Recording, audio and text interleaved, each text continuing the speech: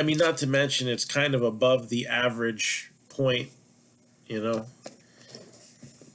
Nobody would, if it were the flip side and I was at like spot like 7, 8, or 9, I don't think anyone would pay $139 for it.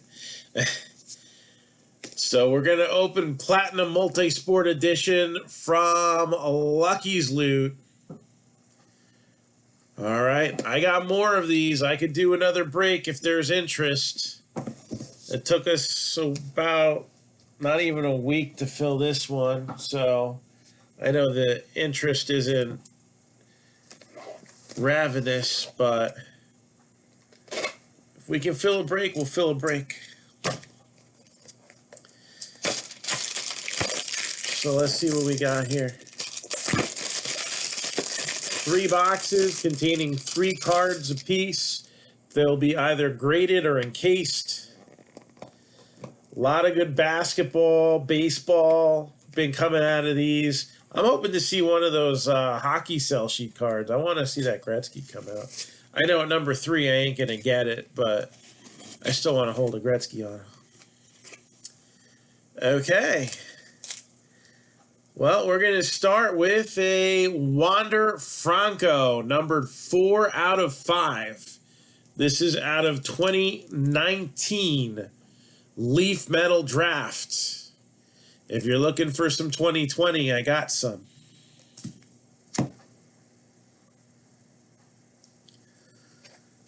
PSA 10 2019 Topps Chrome, Austin Riley. That's Topps Chrome Update.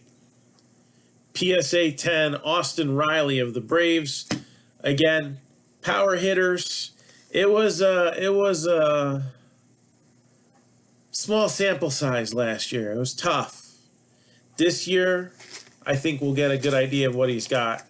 And while I'd still like to see the Mets run the National League East, he might be one to worry about. 2017-18 Donruss Optic. I can't believe I still got a couple boxes of these left. Donovan Mitchell, rated rookie. This is a BGS 9.5. Donovan Mitchell, rated rookie, BGS 9.5. So that's box number 1. So, hey, Mike, what's going on? Got here just in the nick of time.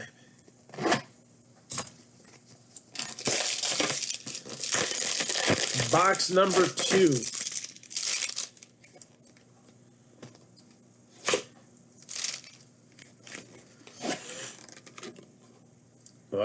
Numbered 6 out of 20. So this was out of the first off the line. I think number to 20 was first off the line. You got Jackie Robinson, Jersey Kings. So, and it is game worn. His stuff, his relics usually do all right. Here comes the Judge. Aaron Judge, flawless signatures, 2 out of 15. This is out of 2019 Flawless Baseball. So that's Aaron Judge, on-card auto. All right. And that is out of 2019. Yeah, this could be fun.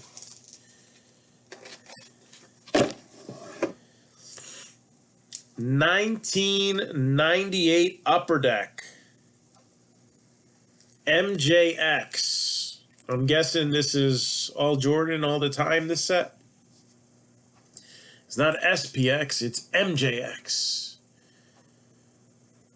So this is the Michael Jordan timeline. And it's a BGS 9.5.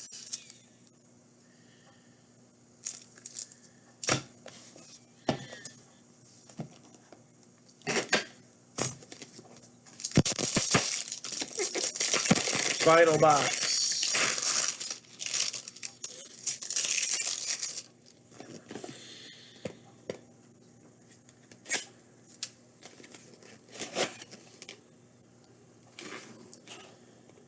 Numbered 9 out of 10. This is out of Topps Dynasty. 2019 Topps Dynasty. Garrett Cole. Prior to the mega deal that would send him to the Yankees. All right. All about that base. About that base. Base Topps. Pete Alonso. BGS 95.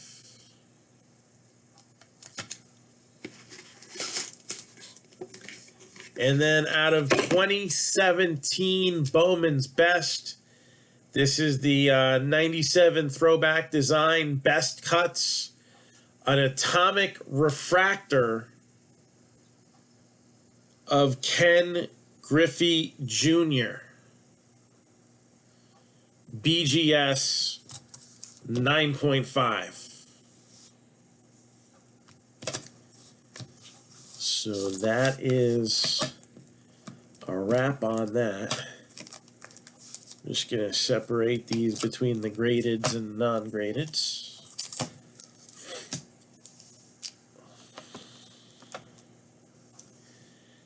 So, Frank Garcia, you are up first.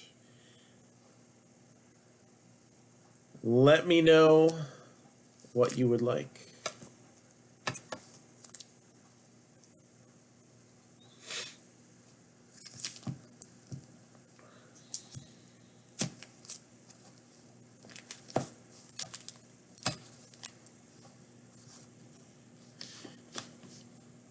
And I gotta figure out what I would like too.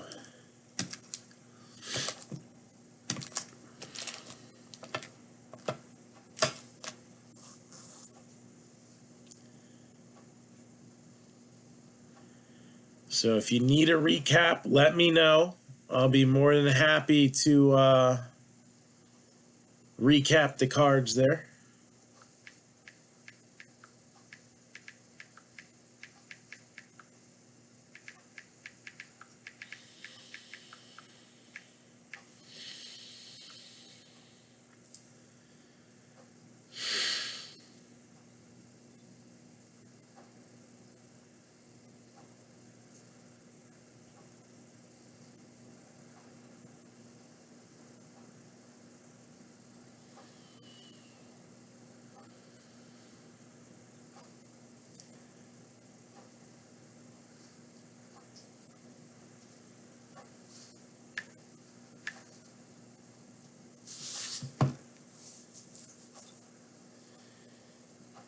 Take care. Take care, Don. I have a feeling I know which card Don will end up with, just because we've seen it happen before. So, recap.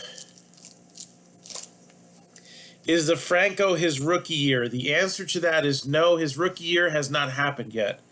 Is it his first year card? No, it's not his first year card either, but it is numbered to 5. You'd probably be surprised that that goes for a decent amount.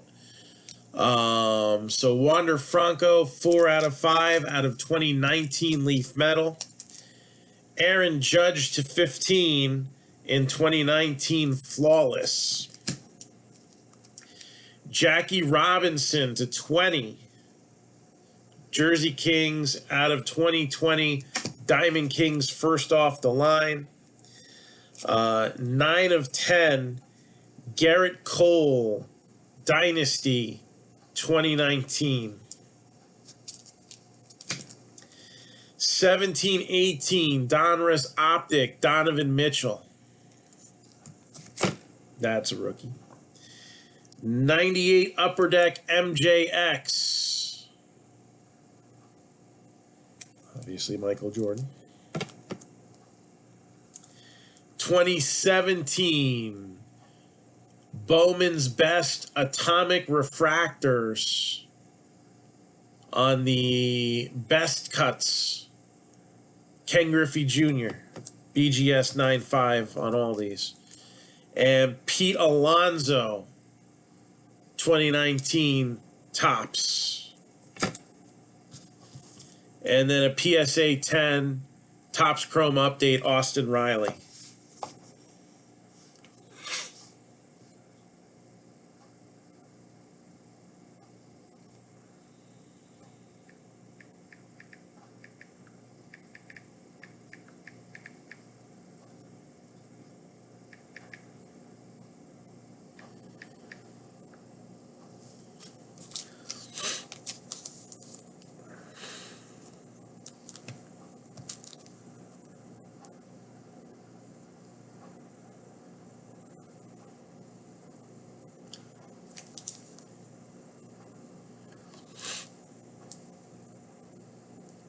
Taking a look at some stuff myself here. Trying to narrow down the list.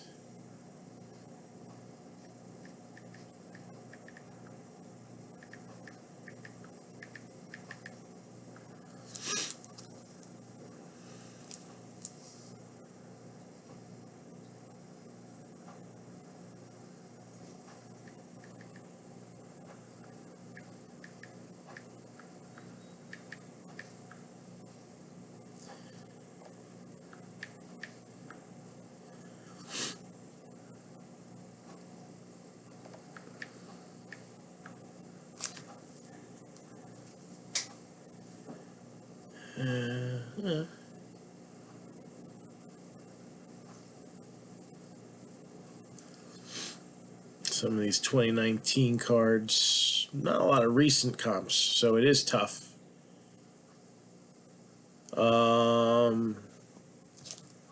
Especially if the comp is from before everything exploded, as far as like graded cards especially. Although all these graded cards are well, I don't want to say common, but the Donovan Mitchell and the Pete Alonso are definitely going to have a lot of comps out there. So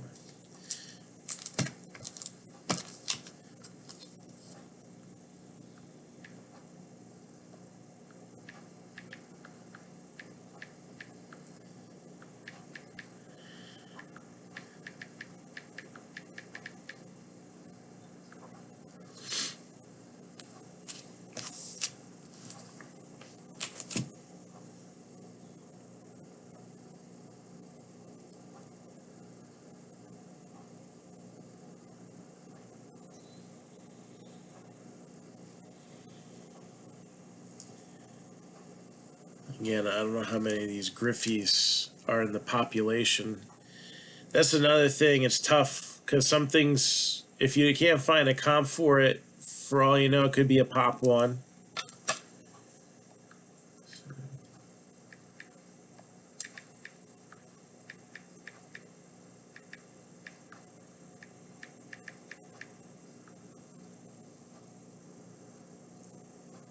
And if you need me to show you any cards again, let me know.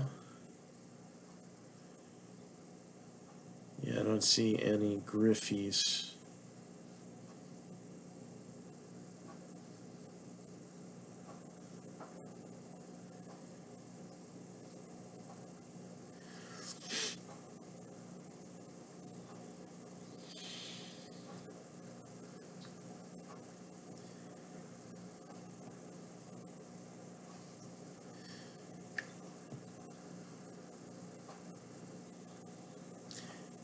So how much is it to buy a box? Well, Ty, I don't know if you were on earlier. Tomorrow marks 15 years of Marc-Down, so we're going to be doing 15% off wax prices. The Griffey is out of 2017 Bowman's Best. So what I'm going to do is I'm going to post the list of all the boxes we have available for sale. And I guess starting from right now all the way through tomorrow, one day only, you know, no bonus credit or anything like that. This is just going to be straight up 15% off all wax, even if it's something that has like no margin and I'm losing on it.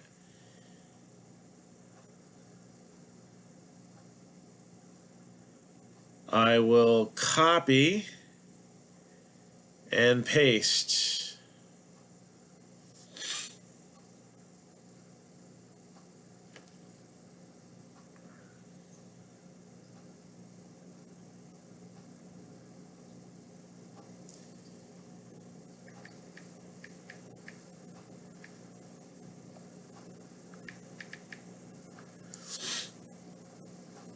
Yeah, I can't find anything on the Griffey for some reason.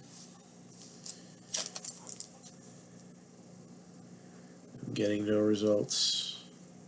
So, I mean, you know, it's possible that's a low population card. Just because it wasn't graded a lot either.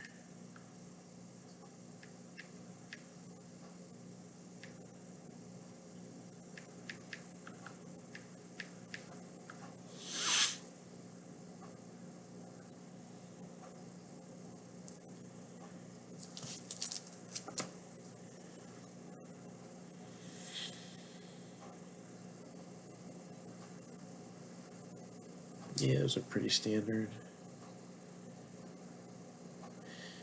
The Beckett graded ones are pretty standard.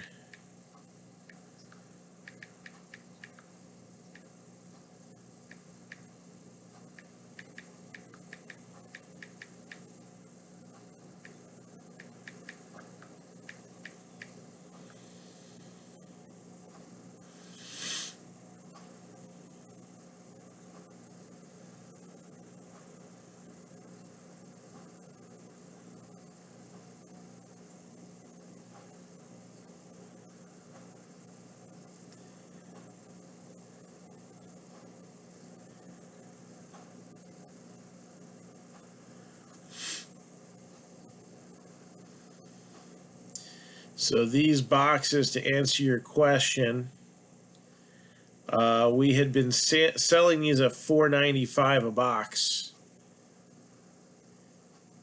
So those prices are the regular prices. Those are the regular prices for the boxes. I'm not going to change it and then change it back up. That's a lot of work. So here we go. One more time, recapping it. These are the ungraded cards. Garrett Cole, Dynasty, number /10. Jackie Robinson, number /20. Aaron Judge auto out of 2019 Flawless, number /15. Wander Franco, number /5, 2019 Leaf Metal Draft. The 2018 MJX, again, I think Michael Jordan it's just a complete set of all Michael Jordan cards. So that one's a BGS 9.5. These are all 9.5s with no subs. Griffey's a question mark. I'm just going through real quick trying to see if I can find comps on stuff. I couldn't even find a regular one on that, so I'll have to see if I can do anything before my turn comes up. Pete Alonso, 2019 Topps. Donovan Mitchell is a 9.5. And then the PSA 10 is Austin Riley at a 2019 Topps Chrome update.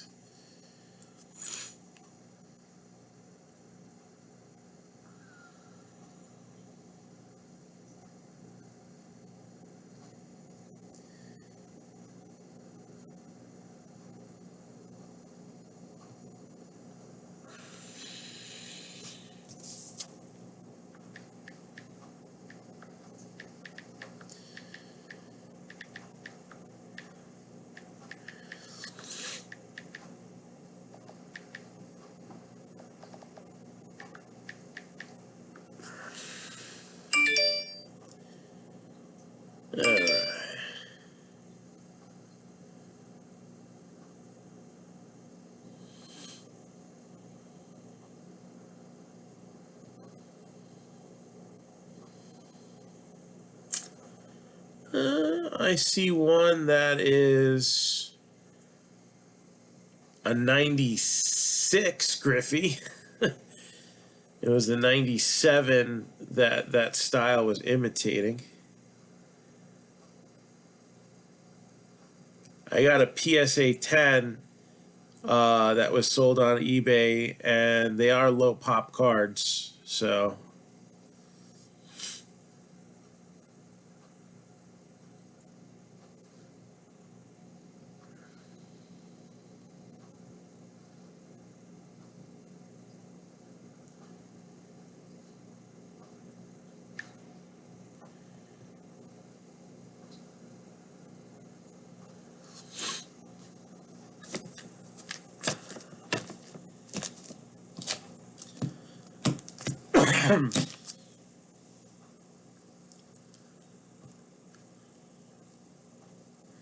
So again, just waiting to see what the first pick is going to be.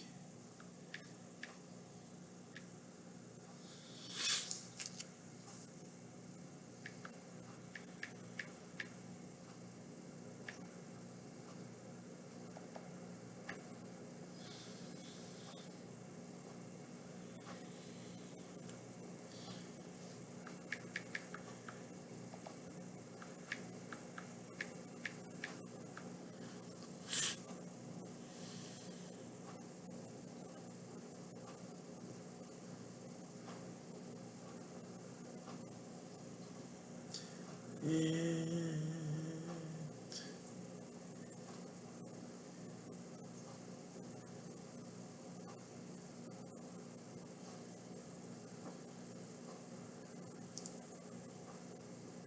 there's one. Okay. How long ago was that? 5 days. Yeah, those have gone up a bit. All right, I think I know what my top picks are.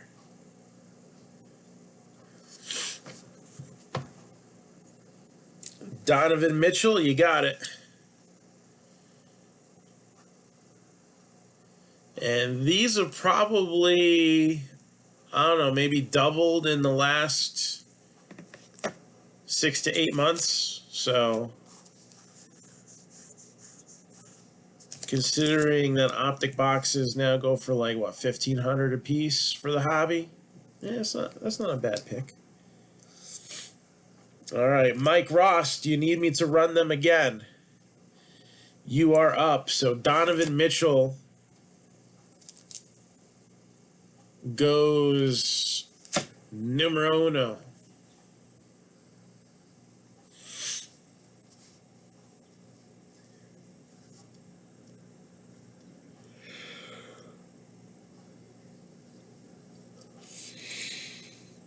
The Jordan card, so this is out of 1998 MJX. So this was a set that was all Michael Jordans. I guess it was done in the SPX design. And they just called it MJX because it was all Jordan all the time. So there's like a bunch of different cards, all with Michael Jordan on them. Probably the original purpose in grading a bunch of those was for like, graded set. And they come back with a little bit of value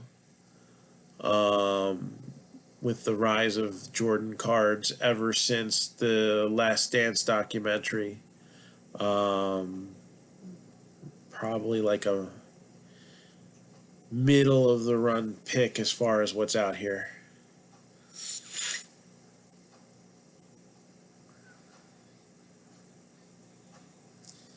So it's not a rare insert if that's what you're wondering, or if what everybody was wondering.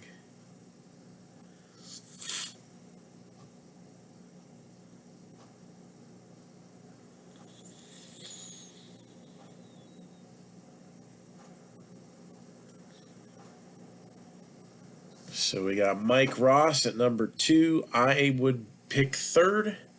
So I'm on deck. And Brandon, you are in the hole.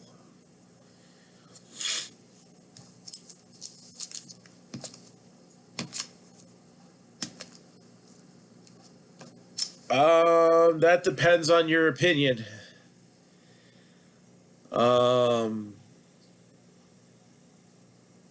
There are a few cards that I could see going next. Would Judge be in that grouping? Yes, but that's the fun of the draft is everybody's got different tastes. So it might not necessarily have been next on my list.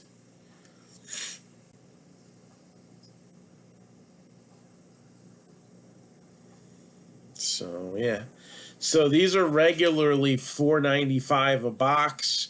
Again, we've been doing these breaks at a special price, but with everything on sale tomorrow, and obviously we're starting that now. $4.95 minus 15%, so that'd be $420.75 for a box. $420.75 for a box, ripped and shipped.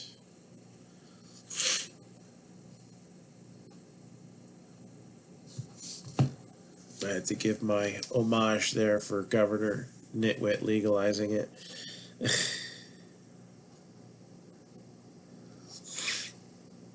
I thought the Donovan Mitchell was a good pick. It's in that top tier, that's for sure.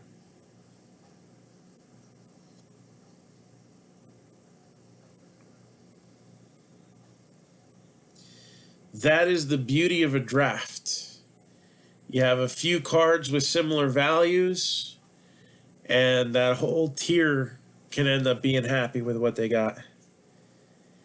The best card to sell on eBay tomorrow. I mean, I hate eBay.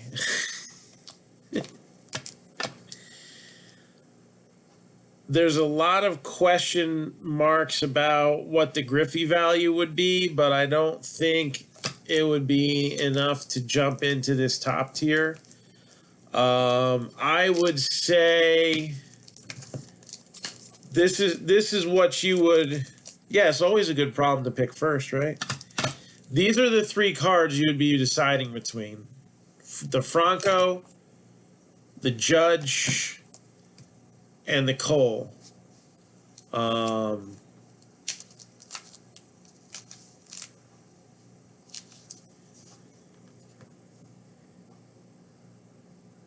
Is anyone the wrong answer? Well, one might argue the Cole. The Judge is a nice card, clean on auto. So is the Franco. Judge is coming off of a down year, so if he heats up, his stuff would heat up. Wander Franco could be a rookie later in the year, so you might not even want to sell that on eBay. You might want to stash that away. So you'll go with the Judge. So Judge at number 2.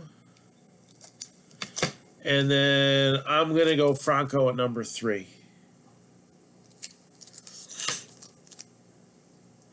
Again, neither one of them are tops, so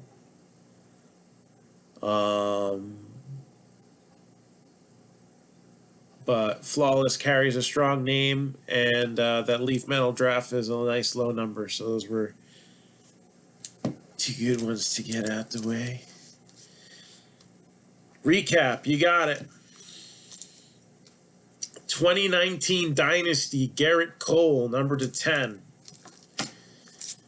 2020 Diamond Kings, Jackie Robinson, numbered to 20. So that's the Jersey Kings. So that's a relic card. Beckett, 9-5. MJX, 98. Michael Jordan, card number 35. BGS, 9.5. Pete Alonso. BGS, 9.5.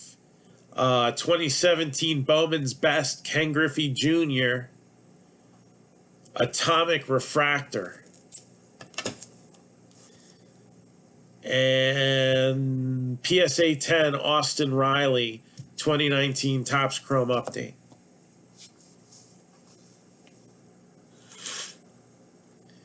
So thank you, Mike.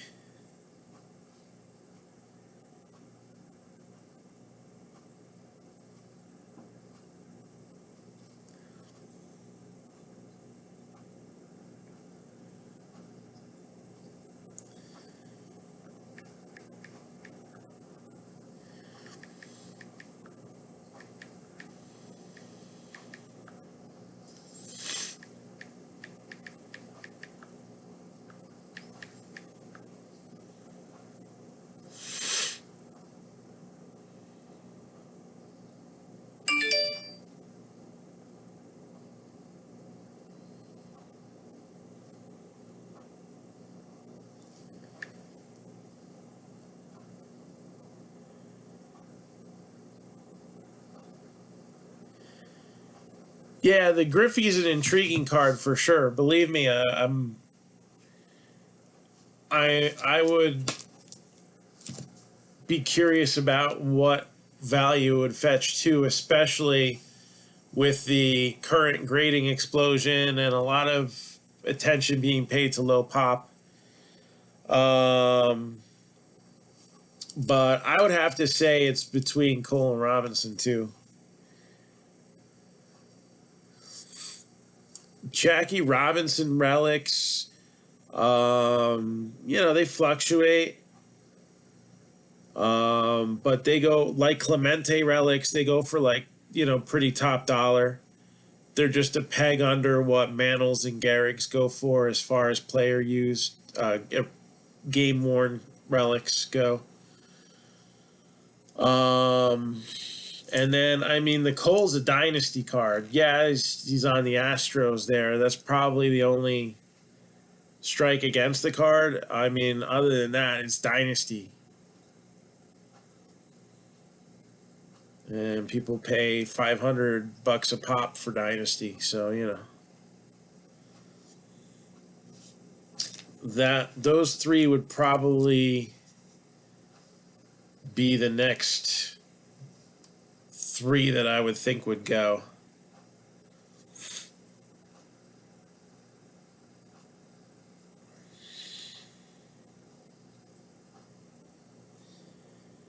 And the first tier went kind of the way I thought it was going to.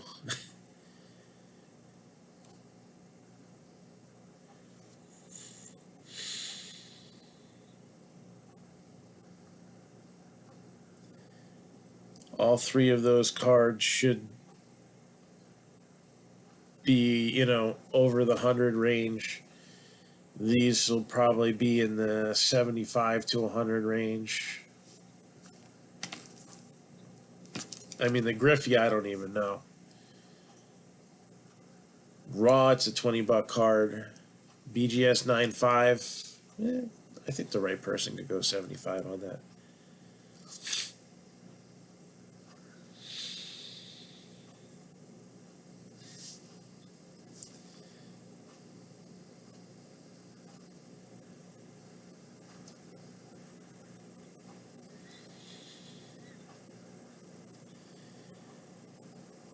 So, again, if anybody's looking for a personal, you guys have the head start. 15% off. So even if you don't want it tonight, but you got all day tomorrow, you can sleep on it. You can think about it. You can be like, I do want a personal at 15% off. Why not? It's going to be one day only. That's for sure. So, yeah.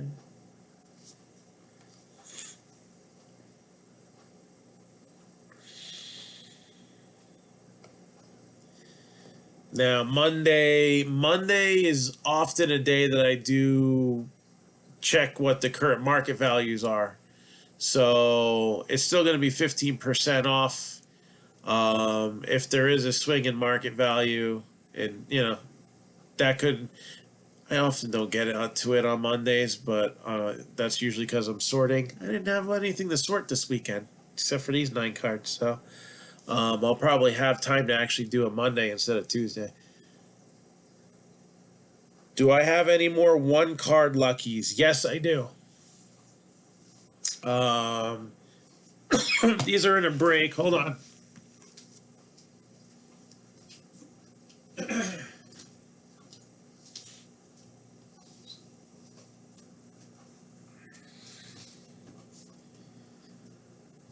Yeah, I got these 4, and I got another case, too.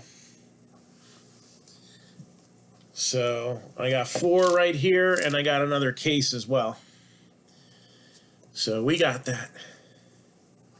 Oh, I'm sorry, the Cole and the Robinson. So, here's the Robinson. That one's numbered to 20. All right. 6 out of 20.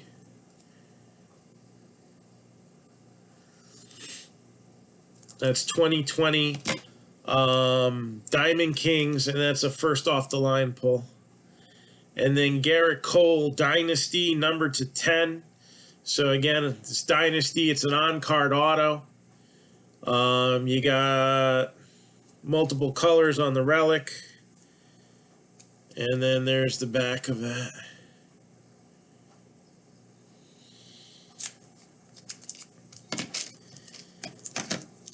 So football,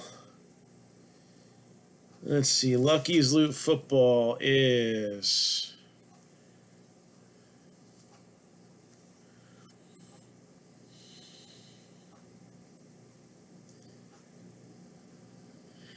$179 minus 15%, $152.15.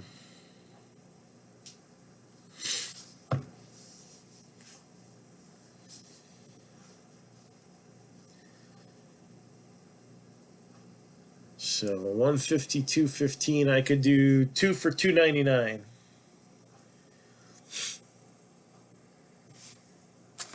All right, Garrett Cole, Dynasty, goes at number 4. Michael Kelly, do you need a recap?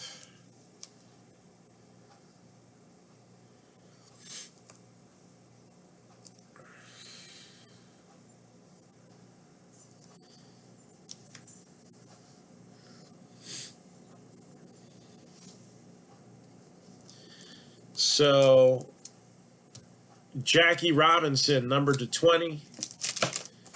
You have an atomic refractor of Ken Griffey Jr. out of 2017 Bowman's Best. BGS 95 Pete Alonso, 2019 Topps. 1998 MJX Michael Jordan. Card number 35, BGS 95. And Austin Riley, PSA 10.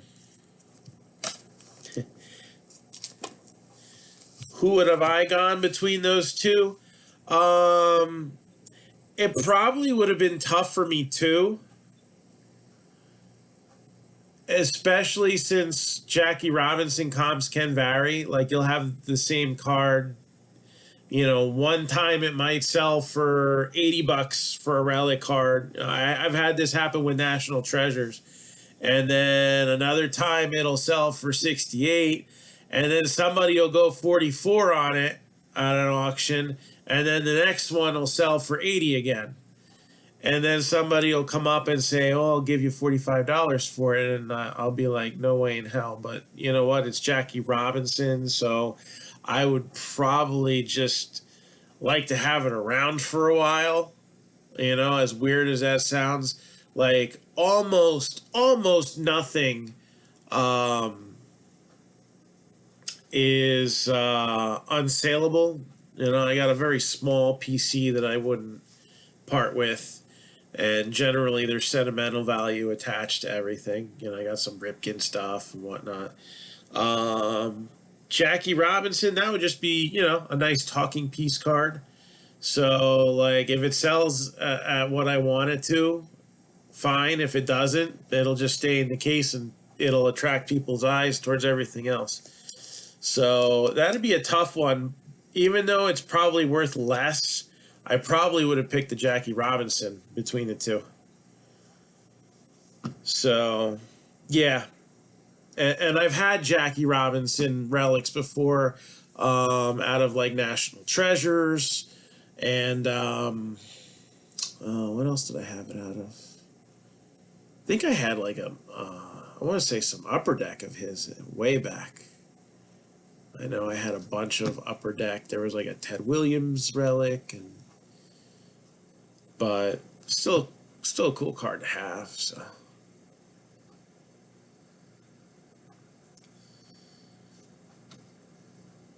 But yeah, and again, that's the beauty of a draft break. Are you know, sometimes the value of the card isn't the most important thing when you pick. I've seen cards that were like sleeper cards that people didn't realize were worth more than they looked, and they fell down to like the middle or the bottom of the pack. I think we had a memorabilia vault one time, and there was a harder to get tennis autograph, and it went last. That guy got his money back. He got his spot back at the bottom pick. I think it was 2 cases too, so I think it went all the way down to number 20. Nobody touched it.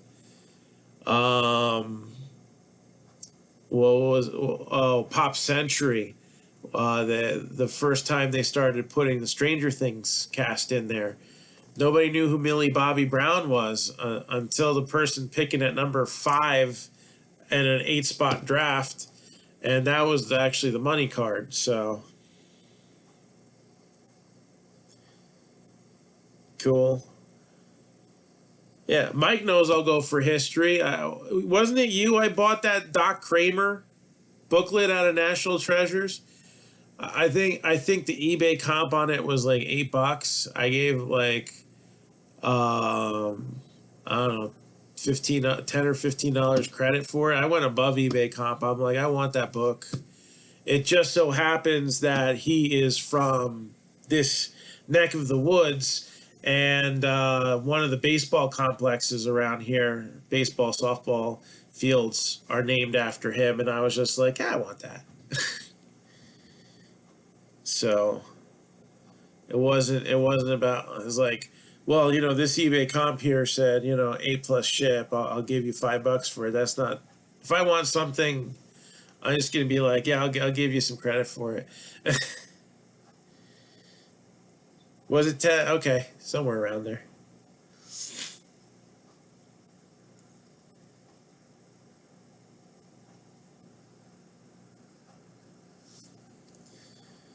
So, yeah. So, Michael Kelly, are you in here?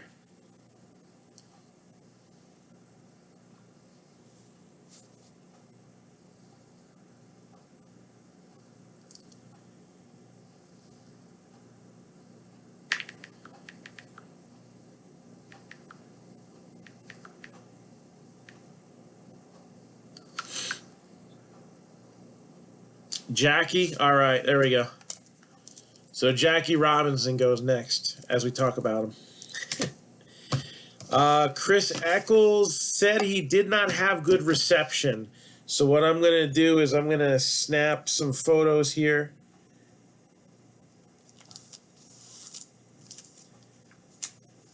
And we'll give him a couple minutes.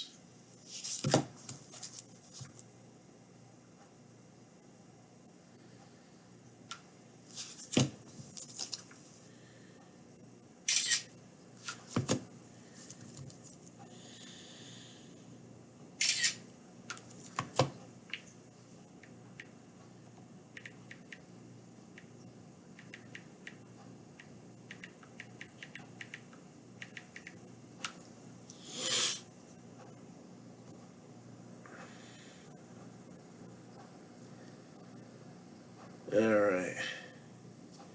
So Chris Eccles is up.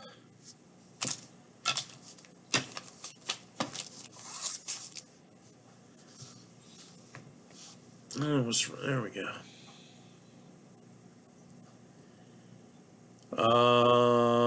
And then 2 for Roy Barrientos and 1 for Don Fixico would close out the break. So we're in the back end here. Roy, are you in here?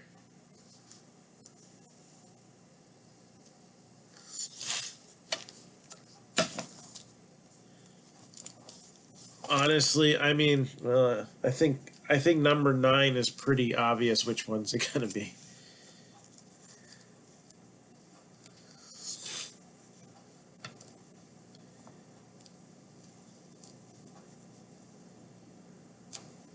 Got a baseball Hall of Famer, a basketball Hall of Famer, and a recent Rookie of the Year, record breaker, face of the franchise type guy, and then somebody who's got a lot of potential. Yeah, I think that one's going fourth. We won't name names. Casey Stengel jersey, we've hit those too. I've had I've had Stengel, I've had Clemente, I've had Robinson, Mantle, Gehrig, DiMaggio. Um, jeez.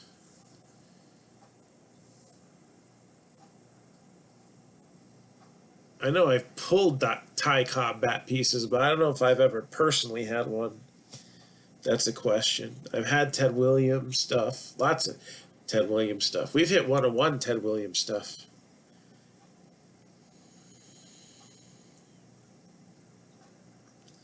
Yeah, I might have to stash him for a while, but based on the way card shows look right now, I probably don't have a choice. I don't know. I just don't, until I get a shop, I don't have the space to go through everything. I have so much stuff to go through. It's ridiculous. So we just don't disrupt it. Oh my gosh. I remember what it was like moving in the first shop. And I mean, there was a lot of CDs, a lot of movies. Um, I had a start on cards. It wasn't that crazy, but I had a start.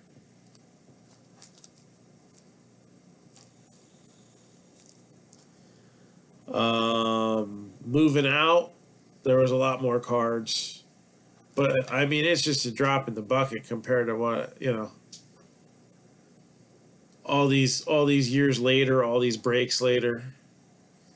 I haven't donated any cards in a while. No, none of the places I donated to have asked for anything new lately.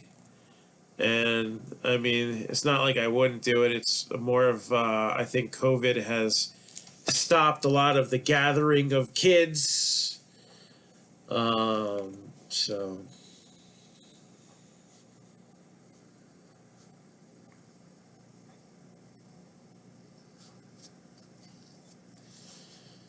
so hopefully we'll be able to do all the fun stuff that used to be able to do for kids. I know a local church used to give them out during their um, yeah, like a midweek evening program, and a few times a year they would do like a store. So if you gathered up enough tickets and stuff like that, trunk or treat, they would give them out.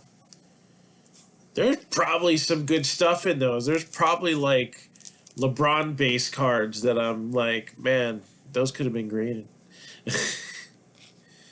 And now some kids grading them, and they're gonna be getting like PS5s out of it, right? That's fine. uh, I think I got some second year Mike Trouts laying around. I got Mookie Betts rookies laying around. I think I got enough back there that I'll be fine. Yelich rookies. I can't even think about all the stuff that I remember having during the store years, and it's just sitting back there.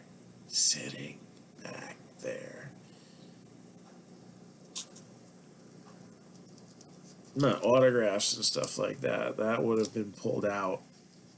But like the base rookies, now that we have the base craze going on, yeah, there's some stuff back there. Parallels of that stuff back there. There's probably Kobe inserts and maybe a couple Michael inserts, LeBron's. Probably like a Kevin Garnett rookies and stuff like that. I didn't have a lot of basketball, but I did have some, and I usually opened it. I would get lots of, like I bought liquidation, like movies and stuff like that, and sometimes the returns from like the MJ Holdings and stuff like that would end up in there. So there was a lot of retail that now I'm sure it's just non-existent. Nothing gets sent back.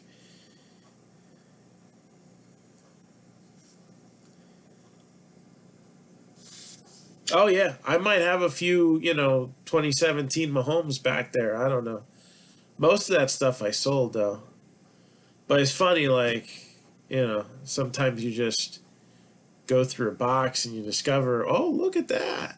You know, I had some optic rated rookies. I sold them for like 50 something a piece. Not that long ago. I mean, it was pre-pandemic, but you know, maybe October 2019. That's probably a good price wholesale for them back then. It's usually vendors at the card shows that would buy for me anyway, so they're just buying a giant stack of stuff and expecting enough of a discount so that they could flip it and get something out of it, and also they knew my stuff wasn't cherry picked for grading, so they knew that they could grade it too. And back then, what was it, $8 for a card, for a base card? So, all right, I have not gotten an answer back. I don't even think we really need a draft post at this point, because after the next pick, 2 of the 3 cards go to the same person, and then it's the last one. So, I guess we'll just...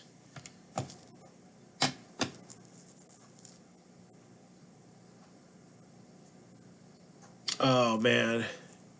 That's how my store was. Not kind of alphabetical order, just the main cards.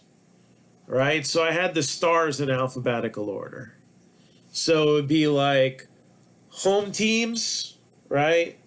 Mets, Phillies, Yankees. Right? I mean, I had bought a Jeter collection. Before I even had the shop. And there was probably about 1,000 to 1,500 Derek Jeter cards.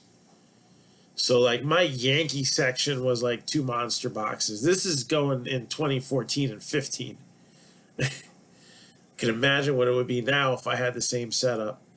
Then I had all the baseball stars that were current stars. Then I had retired stars. And if somebody retired, I'd, move them around and whatnot. And then I had the same for football. And then basketball and hockey were kind of just dumped into a box. I didn't have that much. Then I would have like generic baseball autographs and cool parallels and stuff like that. And then when, then I started doing shows and nothing's in any kind of order.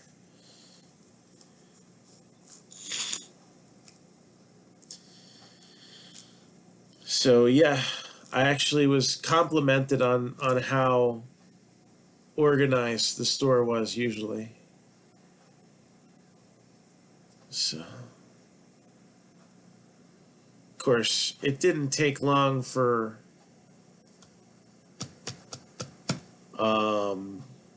when you're kid friendly and you got all the stuff, oh cool, they look at it, and it doesn't always end up in the right place. So we'd have to do some, revisiting every once in a while. But card shows, man, things just get trashed. They're like, what, these aren't in any kind of order? I'm like, well, they could be, but by the end of the show, do you think they would stay in that same order? Meanwhile, the guy's looking at stuff like this, like, Oh, yeah, I like that. No, I don't want that. I'll just throw that over there. So,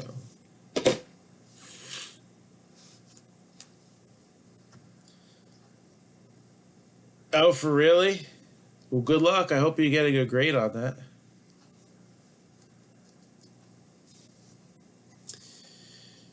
So, yeah, where we stand, we're almost a standby for Optic football. We got this Tops random break. I'm hoping we can at least get past the halfway point. All right. Then I'll PYT whatever gets left over, but I want to at least be halfway done. I'm surprised it's not gone yet. Surprised Optic is still here, especially with what it was priced at. Um, but yeah, we got the 8-box football mixer, 9-box baseball mixer, big league baseball mixer. If you're looking at getting some things pushed through, let's just say tomorrow is going to be the day to do it. Because we're going to do something that is never going to be offered again. All right. So we're going to need to fill up a break or two tomorrow. It'll be worth it. I hope. 6 months? You're such an optimist.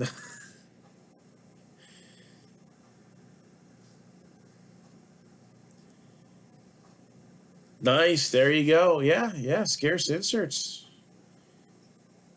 And Reggie Miller isn't really one of the hot players. I mean, it's LeBron and Kobe and Jordan and the hot rookies like Zion and Ja, Jason Tatum, Donovan Mitchell. So, yeah, man. Dollar Reggie Miller, $48. If you put $1 in your standard checking account and you wanted to wait until it got to $48, you'll be dead. Your children will be dead. Your grandchildren will probably not see that turn to $48 either. So it's amazing what the market is. Donovan Mitchell that good? I mean, if you ask Shaq, no. um, he's not Zion or Ja, but his stuff's gone up. Mitchell and Tatum have been doing well.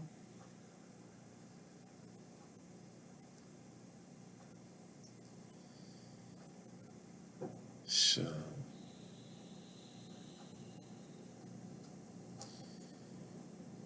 some people say this is a hobby, not a business. Well, I mean, the cards have to come from somewhere, so there is a business aspect to it. And I mean, I find as much fun as I had back in the day collecting 15 different players. Um, that was fun. Now it's impossible to get every card of every player. So, you can't have those obsessive PCs anymore. You can't collect 15 players. You got to just focus on one or two things nowadays. And even that can be challenging unless you're like a super collector that's super loaded.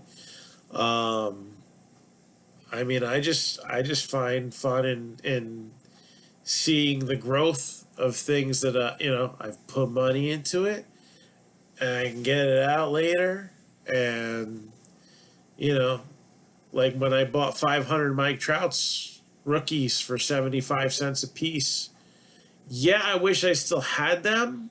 But the fact that in 8 months I was able to take a card and get more than 10 times what I put back into it, um, I was ecstatic with that.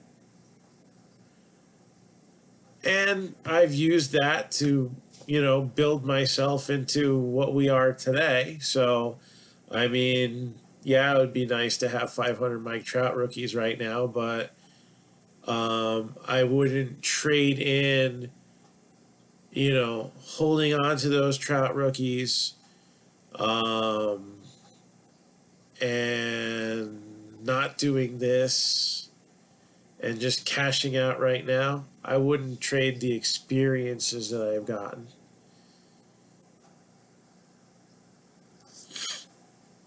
So, I'm not Vegas Dave. I am the antithesis of Vegas Dave. People think Vegas Dave and Gary V are opposites. They're actually not. They're like polar parallels. Does that make any sense? All right. They're two different animals going in a different direction, but they're not really different. All right. You want the opposite of Vegas Dave? All right. Right here.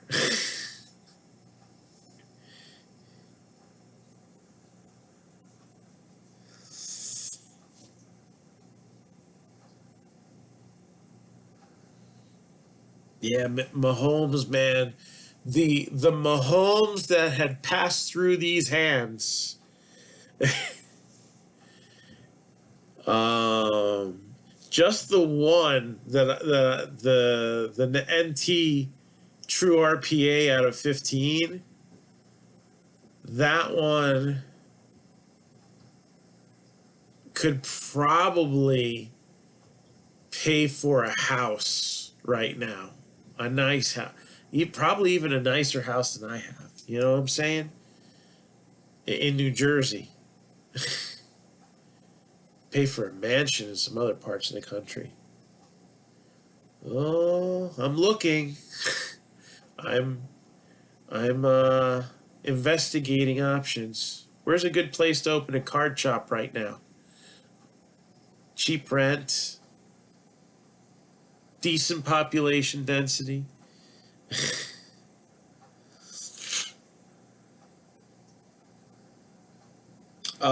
It was a Logo Man, right?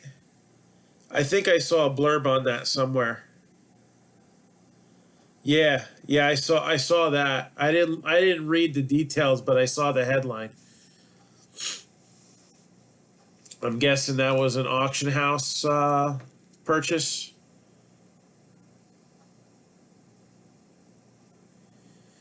Good lord, that's a lot of money.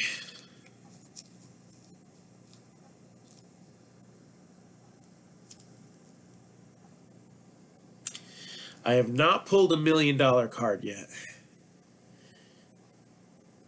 Have I had something in my hand that could go for 6 figures? Yes. Not when I pulled it, but now. I've had a few things. I had a Mike Trout Gold that was in nice shape. I don't know what those go for graded. I'll assume a PSA 9. I actually pulled that one myself, I think. If I didn't, then I probably didn't pay more than $20 for it.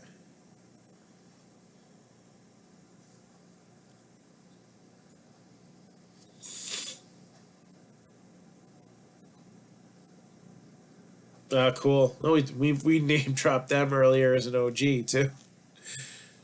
So they were originally from South Jersey as well, and they got the freak out of Dodge. Went down to Florida. Believe me, that thought's crossing my mind right now. And maybe I will find much more success afterwards.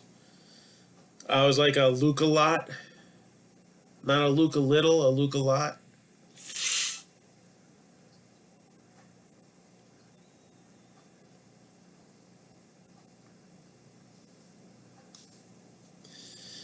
Oh, that's another consideration.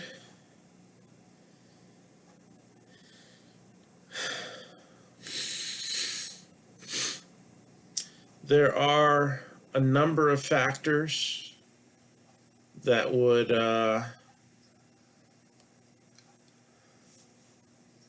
excuse me, prompt a decision to go elsewhere, out of state.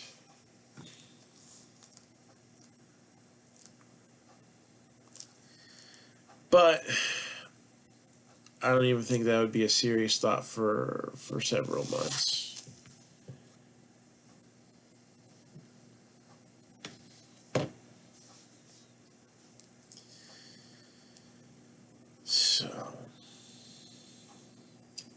So right now we're just focused on celebrating 15 years of Marc-Down Entertainment. Again, tomorrow only, there will be a sale on wax. It'll be 15% off.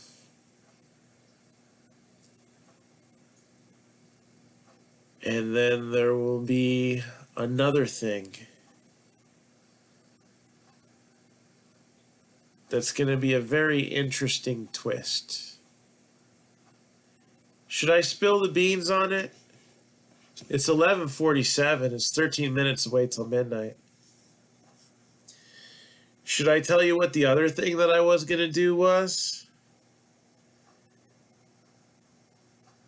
Or should I save the surprise for tomorrow morning?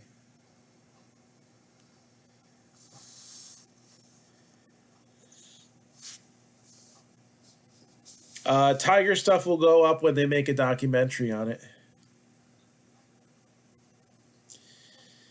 All right. So you know how we got the 10K challenge? And, every so often, like this weekend, we did we'll double the amount of 10K challenge spots if we hit 3 breaks, right? And we only hit 1, so this counted as 1, and that's it. That's a shame, because there was some real opportunity there. Well, tomorrow there's going to be an opportunity like none other. All right? Any break that we fill to the magic number, whatever it is tomorrow, okay? Any break that we fill to the magic number is not going to be doubled. It's not going to be tripled. It's not even going to be quadrupled. And you guys are saying this crazy guy is going to do 5 times 10K challenge spots tomorrow? No. I'm going to do 15 times. So if a break that would qualify for the 10K challenge goes tomorrow, would normally count as 1, it would count as 15. That means if we fill the big league mixer tomorrow, it's not going to count as 4 spots. It's going to count as 60.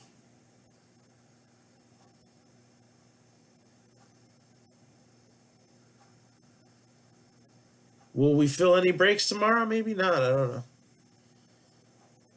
I'm just going to put it out there and see what happens. But I think that's a very fair promotion, right? So we have boxes on promo. We have a break promo. It's hard for me to get down and do single cards.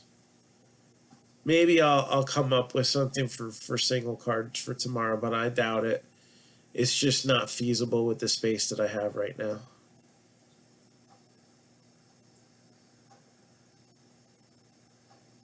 Yeah, sure. So the 10K challenge is this, all right? In order for me to put myself in a good position, I came up with I need to do 1 break a day. So it started in 2019. It didn't go very far. Last year it went pretty far. But we fizzled out the second half of the year, and we weren't close. but we for 6 months were almost keeping up with that pace. And then things got a little dark the second half of the year. So in my mind, an average break, right? One a day on average. If I do that, then I'm going to give away $10,000 worth of credit on breaks, break credit. It's not going to go to one person. It's going to be, hey, when we get close, we'll figure out a fair way to do it, okay? It would be too large of a pool probably to run a random. I don't know. It would be a lot. You figure how, most breaks are team breaks, so 30, 32 spots per break, right? Each team gets a slot. And now you're talking about how many breaks a month. So we probably split it up, and then like for January, like maybe do like, $800 worth of credit. Somebody gets like, the big one of 400, and then we have like a top 10 list. So 400, 200, 100, and then split the rest, something like that. So that is what the end result would be if we made it. All right. Last year, yeah, we didn't come close, but I actually gave out a bunch of credit at the end of the year. Was it 10,000? No, it wasn't even 1,000, but there was a consolation prize, and there was, hundreds of dollars of credit given out.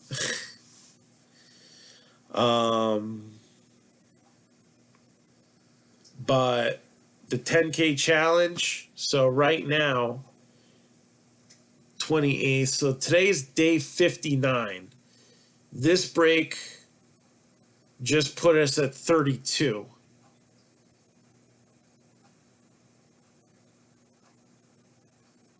I mean, if we put 60 slots on, obviously it would take a lot to fill the big league mixer.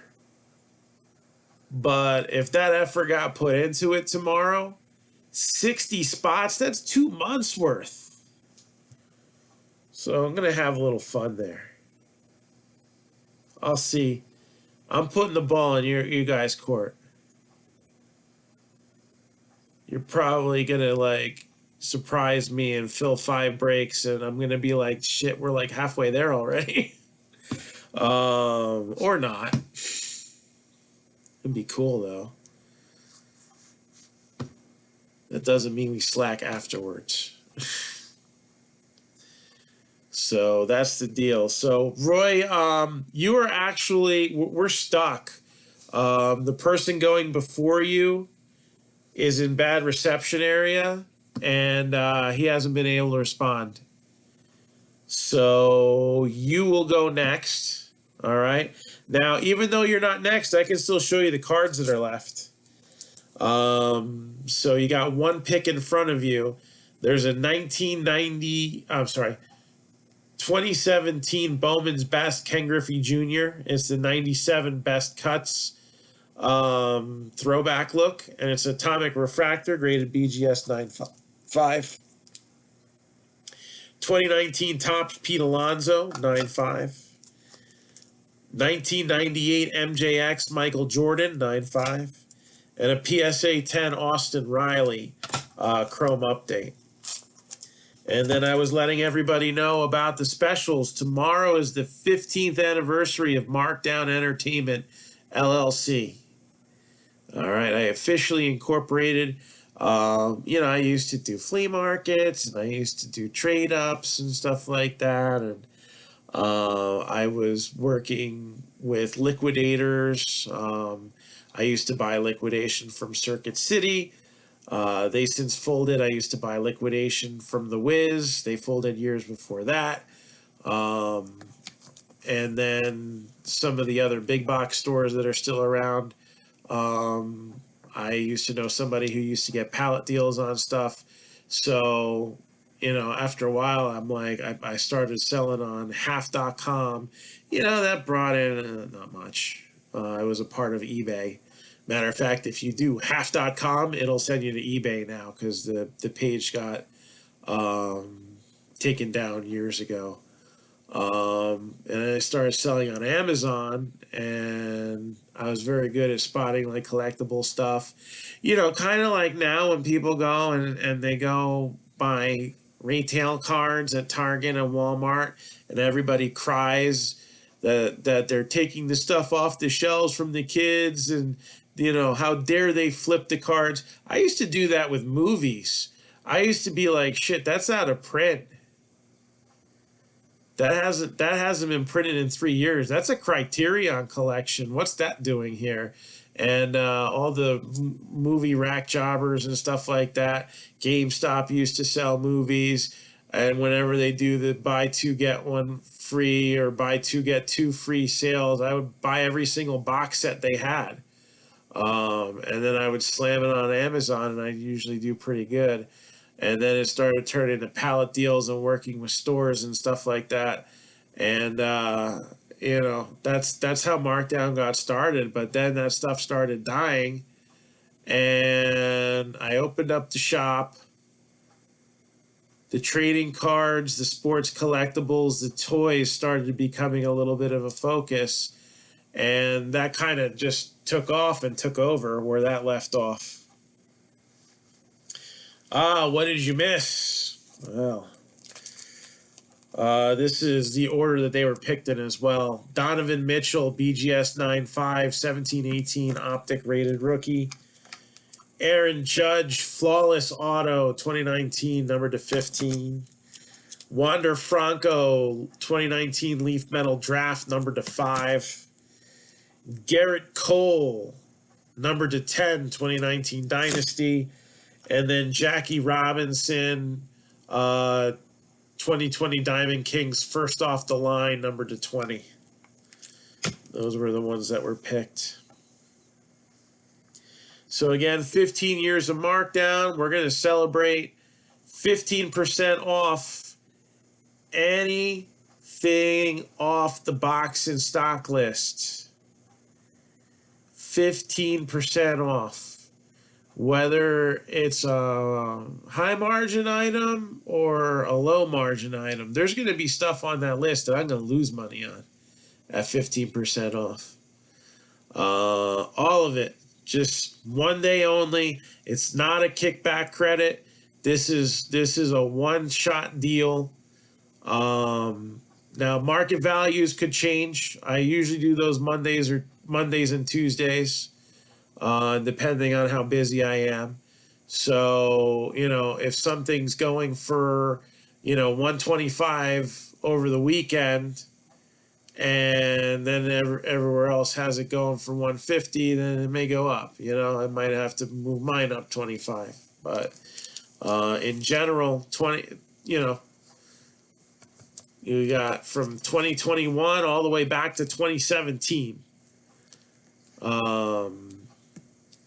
15% off. And then the special 10K challenge deal. Any breaks that fill tomorrow. All right. If it counts as 1, it counts as 15. If it counts as 2, it counts as 30. If the big league mixer fills, it counts as 4, it counts as 60. All right, 15 times for the 10K challenge. Whatever gets filled tomorrow. Tomorrow. That's the catch. Tomorrow. We have a few breaks up right now. Do I expect them all to go tomorrow? No. But if they did, it would take a significant chunk. It would probably take about half a year off the 10K challenge. So we'll see. We'll see if miracles happen.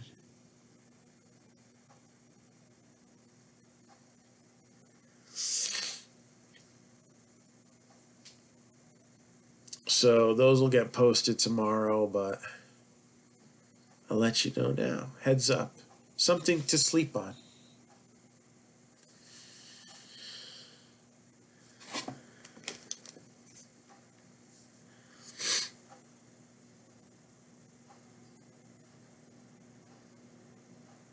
That'd be, when you get a bunch of those spots knocked out, that'd be to the benefit of everybody. I do have Lucky Loot in stock. I have more platinum. I have football. And I have baseball. So we have those three things remaining for Lucky Loot. And everything gets the 15% off.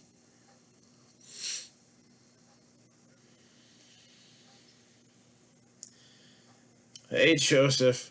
I literally just went over them again 5 minutes ago, but I will do it again. All right.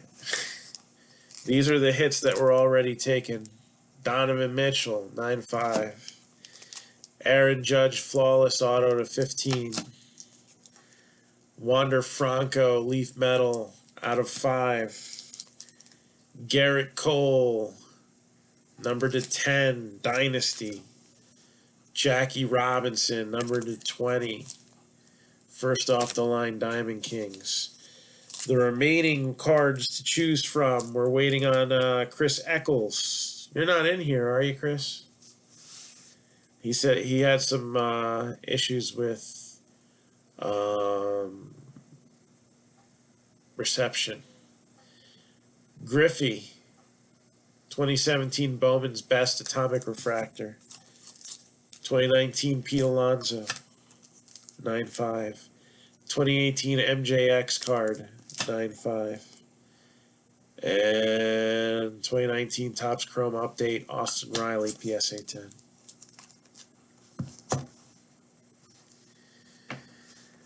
So, that's it. It is officially March 1st.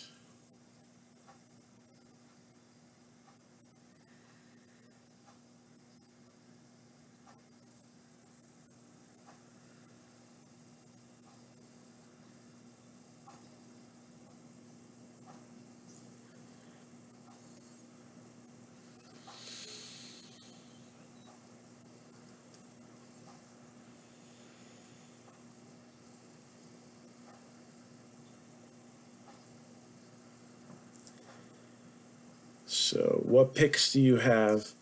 So, we left off at 6. You had 7 and 8.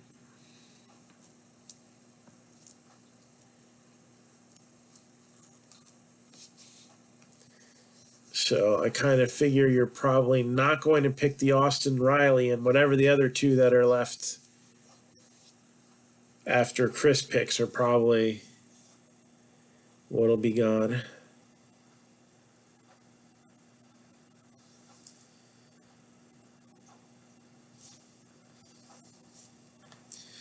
So,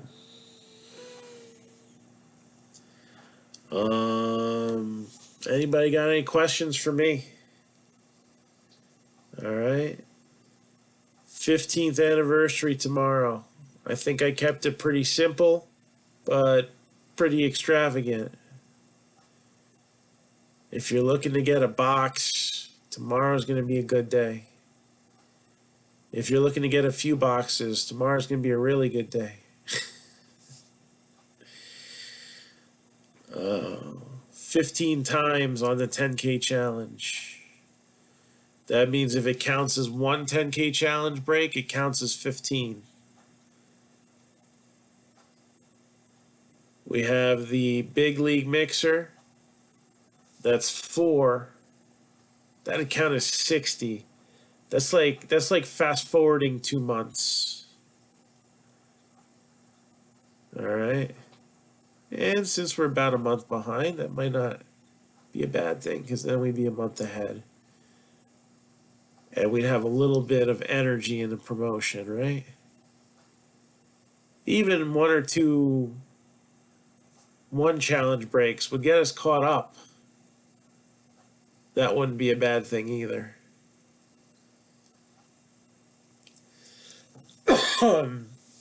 Yeah, it starts now. So all the way through to March 1st. And, you know, midnight Eastern time, if we're up later, you know, we could be ripping boxes open tomorrow night. Because people taking advantage of the sale. If I'm up till 3 o'clock, we'll run the sale till 3 o'clock.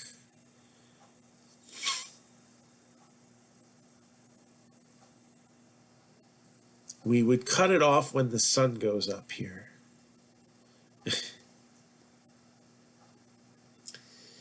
So, all you guys got the heads up, something to sleep on, just saying.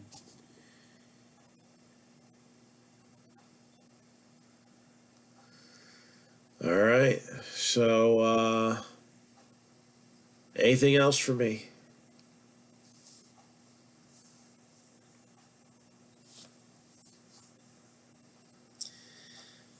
A box, which one? Football, baseball, or platinum?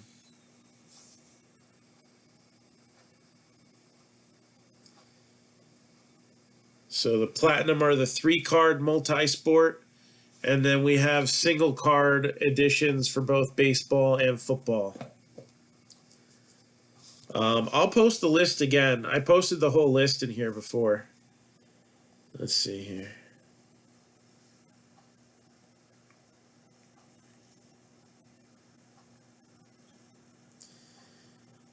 That is the entire list.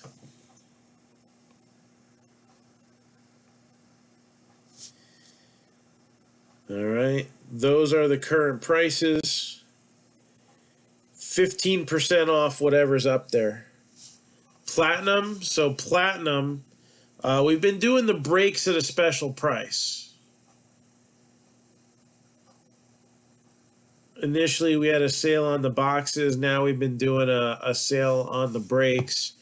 And, you know, I guess probably go back and forth again until we sell out of the product. So boxes right now of Lucky's Loot Platinum are $4.95. With the 15% off, it comes out to $4.20. So it's about $4.20 for a platinum box.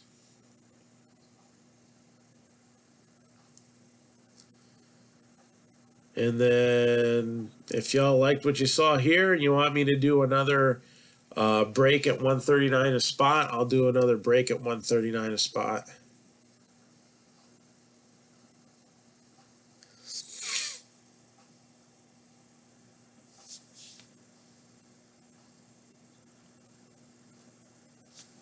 Oh, look at that.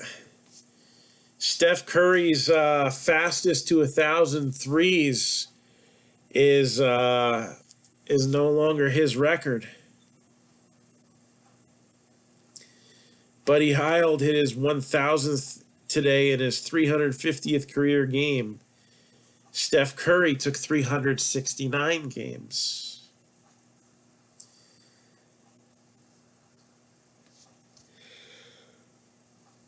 There you go.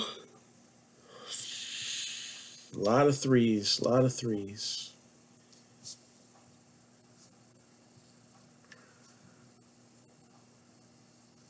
Game is definitely going back to the three-pointer.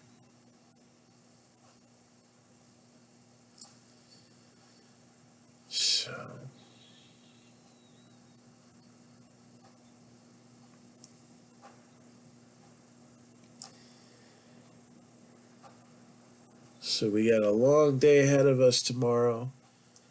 If anybody's got anything for me, just hit me up on Messenger. And, you know, as always, if I'm awake, I'll break. But if there's nothing else, I can get to bed. Just a quick rundown of where we stand. We're almost to standby on Optic Football. All right, that is already at a really good price point. It was like at like $8.50 a box when I priced that. Right now they're going. What I said happened. They dipped a little bit, and I think the only reason they dipped a little bit over the weekend was so that they could get the buys down, and the big stores will stock up on more, and then the price will jump up. Prism just jumped up. I think they just took another spike up. So I haven't corrected. It's not a correction. It's just I haven't adjusted that yet, and I probably wouldn't until tomorrow when I do all of them because it's just too much to keep track of. But the new Star Wars boxes, they're a one-shot deal, kind of like the WWE Fully Loaded and the UFC Striking Signatures. So one encased auto per box. I only brought 4 in. So, signers from across the Star Wars saga. So one encased auto per box on these Star Wars. There's variations, duals, and triples possible.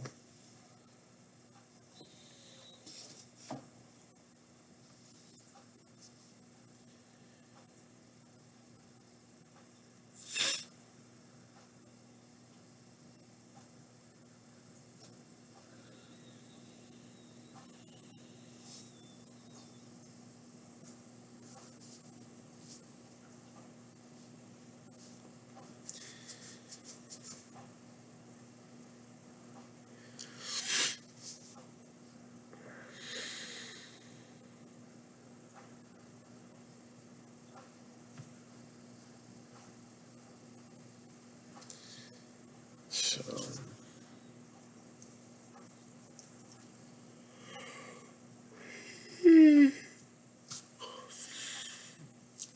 it's not bad too having a list of almost 200 different boxes to choose from. That's always a plus. So, things are hanging. How about you, Christopher? I'm close to going to bed right now. I am tired. You want to try a Star Wars box? I'm not that tired. Let's do it. Do you need a link for that?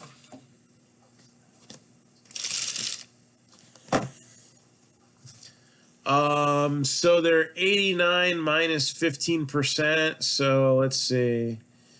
89 minus 15% comes out to 75.65. Do you need a link or just gonna do PayPal on that one?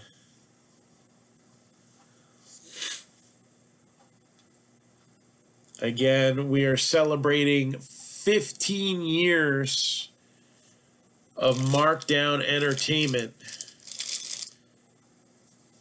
Marc-Down Entertainment did not start out as trading cards, collectibles. Although some of I always had a collectible slant. Especially when I could find like really good like opera CDs. Like it may not be my thing, may not be your thing, but I'll tell you what, those serious like classical music and opera collectors, like if you could get good certain performances, 2 or 3 disc performances on the Philips or oh gosh, what was the name of it in England?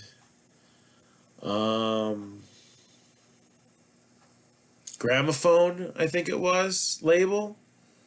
I sold CDs that were like 100, 200, 250 bucks.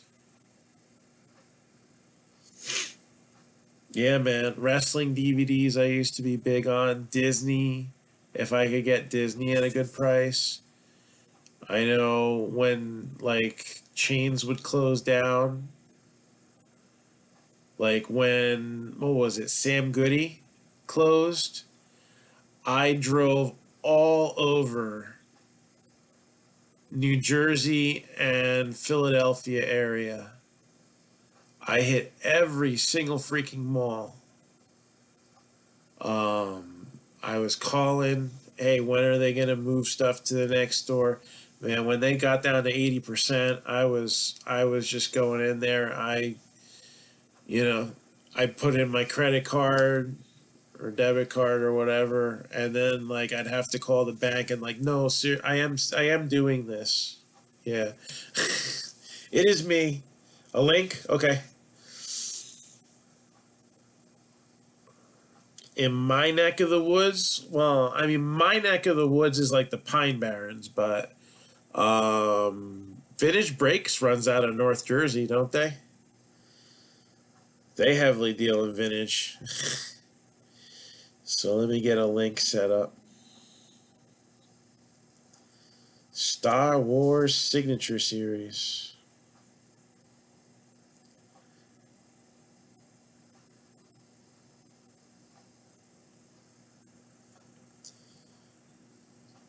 Why is this app so slow? They just made a bunch of improvements to it, but speed was not one of them. 2021 Star Wars Signature Series. They're $89 a box. Today only, 15% off. And I have 4 said boxes. So I'll put 4 quantity on the link.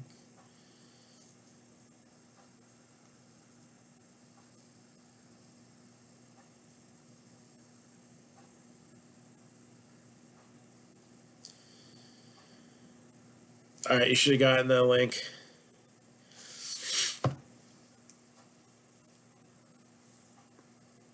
Yeah, I remember the Criterion movies used to be a big thing, man. If I could find Criterion collection on something that was shorter printed, I mean, there was some Criterion stuff that was mass produced and never really was worth much. Um, but there were some that were tougher to find, and you could get, $60, $100. So I've always been a collector, even when I wasn't in the hobby. Um, as far as trading cards, gaming cards, things like that. Um, in college, so really, I've never stopped collecting. I've never stopped being in the hobby, but the hobby was a little bit different. I was a CD collector myself. I like to collect imports and shorter printed albums. Um, oh man, I was trying to think. It was a promo that had a bonus track to it, and I traded it to somebody for. It was a group called Angra out of Brazil. It was a metal group, and it was an import. And then I ended up moving that for like $150, and then I bought a lot of Symphony X CDs. Some of them were new, some of them were open, and the sealed ones were collectible. I just love doing that. So good to go. All right, pick me a number: 1, 2, 3, or 4.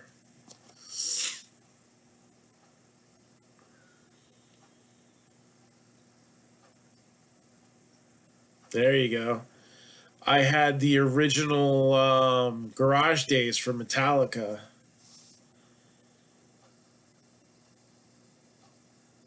Um, I held that piece for a long time. And which football jersey do I recommend? Personally, football They're about the same for football. So good luck, Frank. You got the Leaf and you got the TriStar. I think Leaf tends to be, on average, a little bit better value as far as the names. But TriStar packs some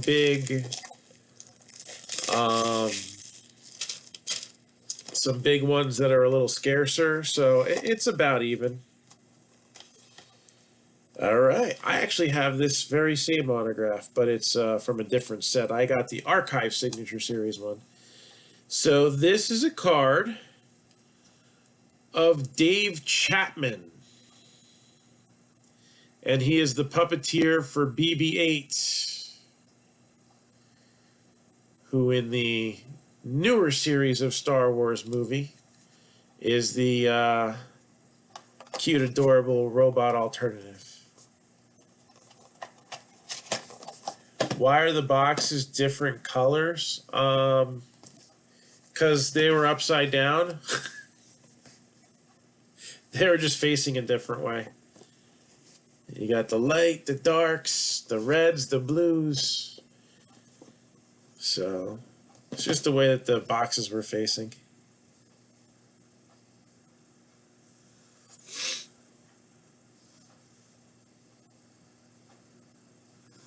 So thank you, Frank.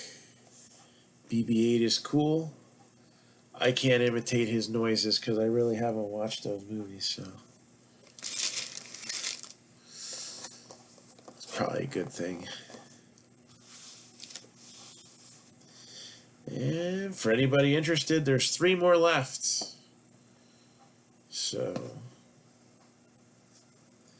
1 encased autograph per box.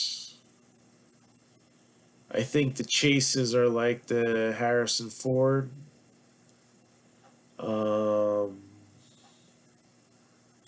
And Daisy.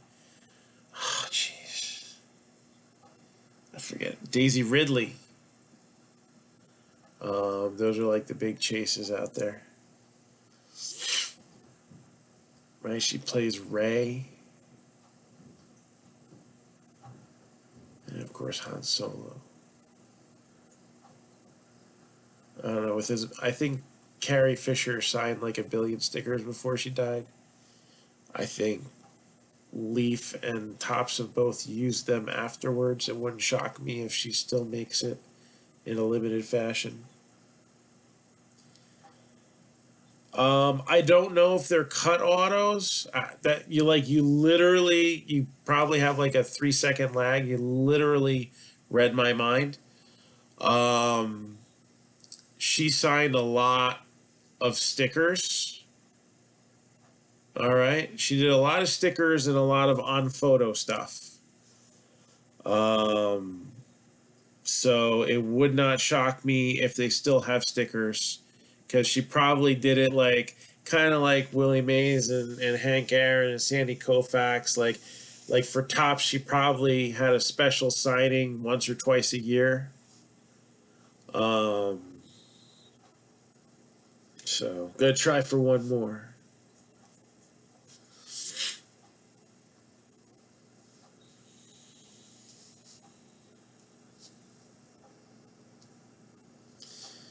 So again,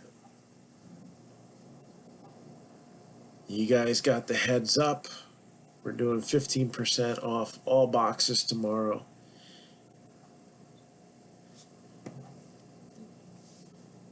Yeah, probably. And also, any breaks that fill tomorrow are going to count 15 times more for the 10K challenge than they normally would. Uno, dos, tres. Number 1. Let's see who we got this time.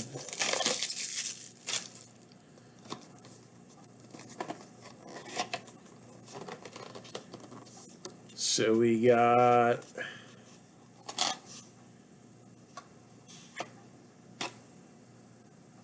James Arnold Taylor, who I guess plays the voice of Reiko Hardin in one of the animated Star Wars series.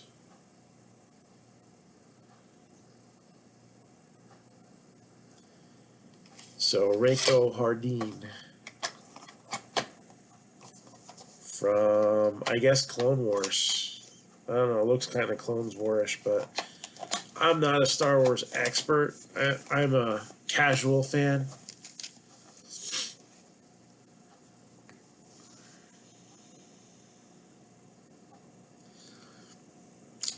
Yeah, Topps also has them come to their offices a lot of times, if it's possible.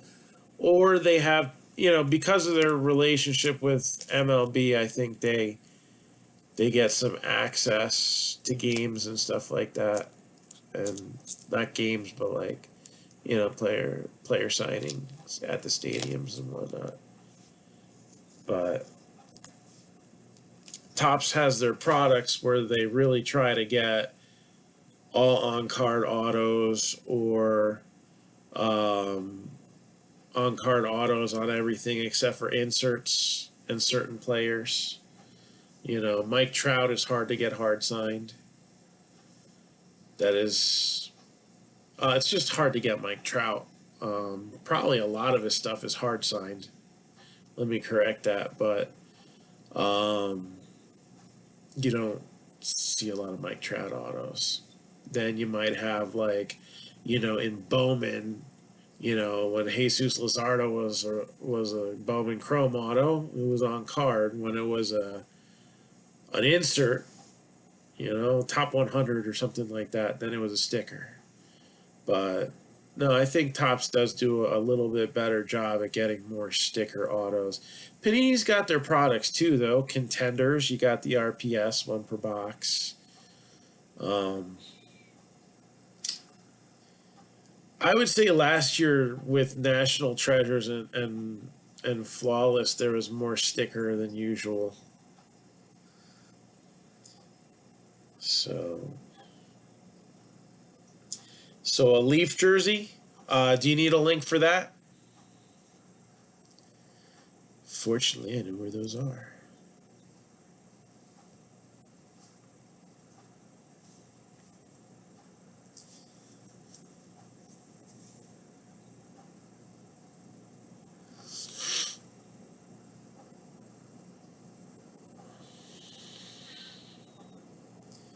So Leaf autograph football jersey.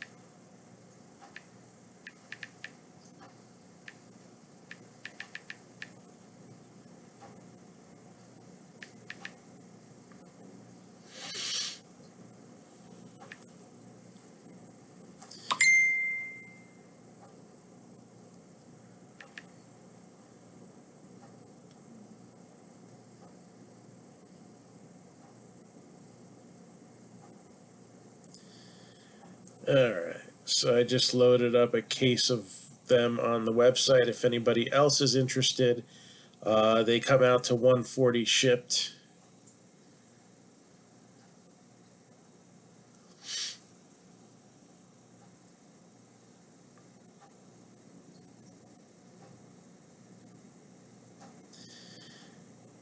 Alright, so that link should have gone through. And I'll be right back with some Leaf jerseys. Those I know get the security tape, so I'll be right back after I hack into that.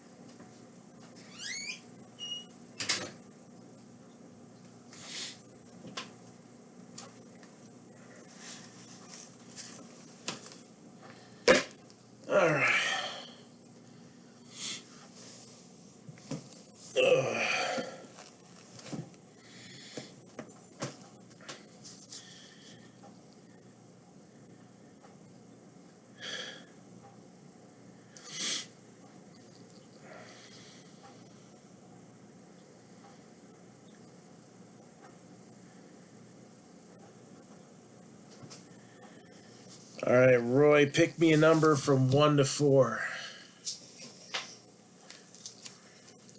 Okay.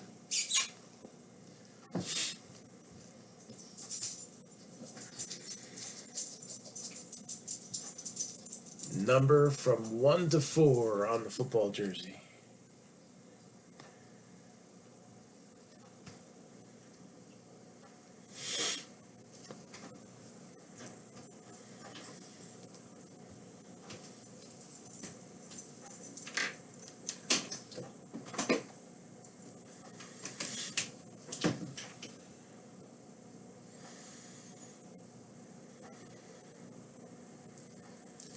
Numero trace. All right, let's see what we got here.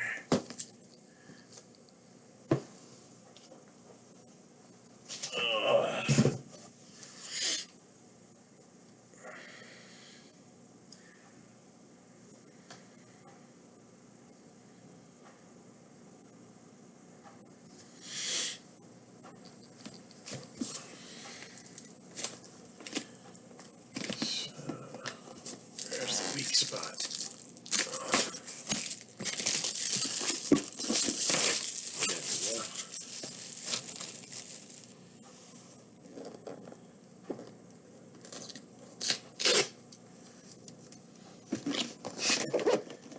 And let's see what we got here.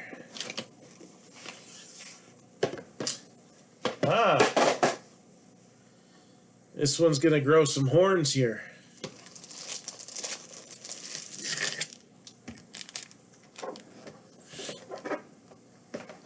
Adrian Peterson. I would say very likely a Hall of Fame running back. And this one carries TriStar authentication. So we got his auto and the 28 inscription there. Not bad. So Adrian Peterson.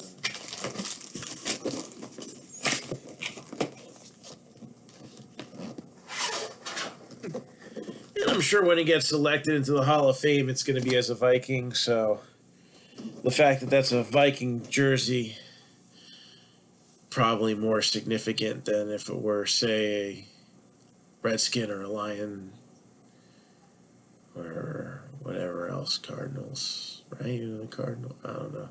It's just kind of bounced around. So, all right. We're just getting started. The sales just started. Most people don't even know about it. So, when I post it tomorrow, I want people to see it. So, I might do something to try to get comments on the post. The more times a post is commented on, the more it'll be seen. So I'll figure that out as well.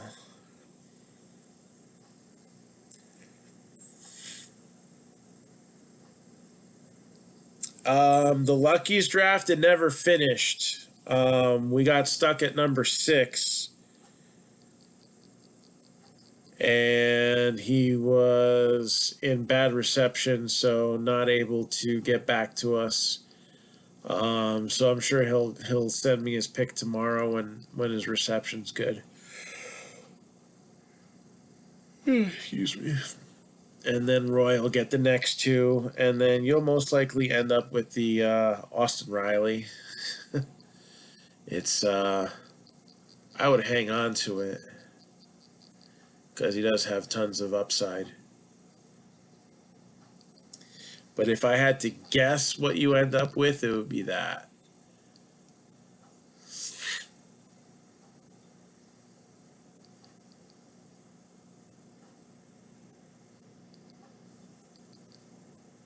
Yeah, actually, those 3 boxes were pretty well balanced. You know, there was something in that $100 to $200 range in each box, something in that 75 to 100 range, and then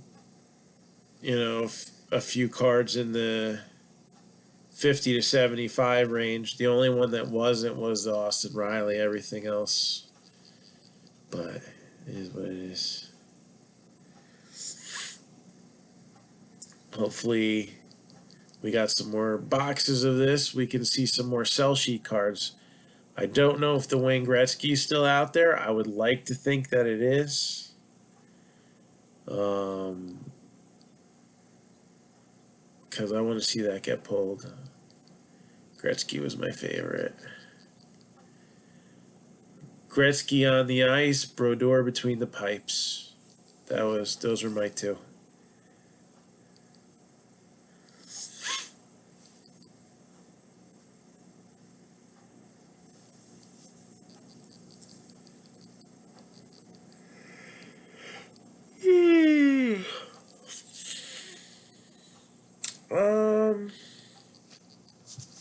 I don't know, 170-ish? I don't even know. Oh, we got a pick. Roy, are you still in here?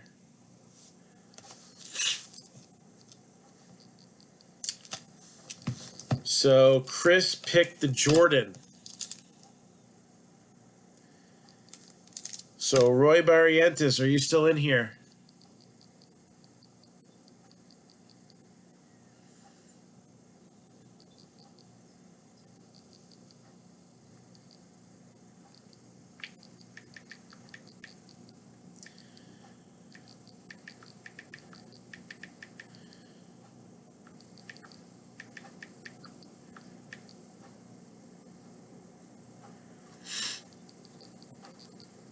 All right.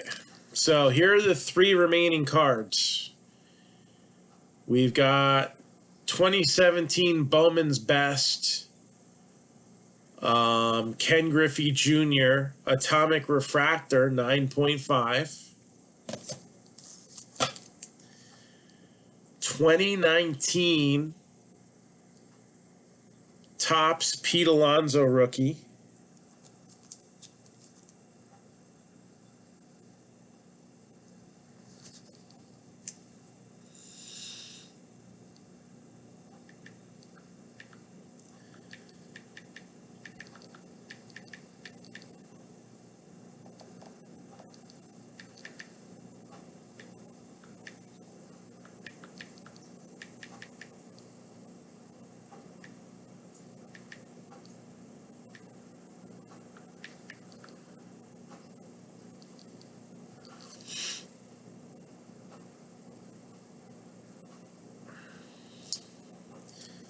So you were 7 and 8. So Alonso and Griffey. All right, that's what I figured. And then Don, you end up with the Austin Riley. That's kind of the way I thought it was going to play out.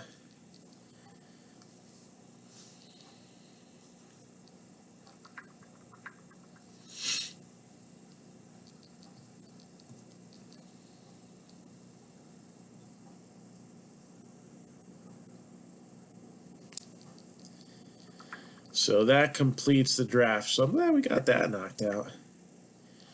Little last minute.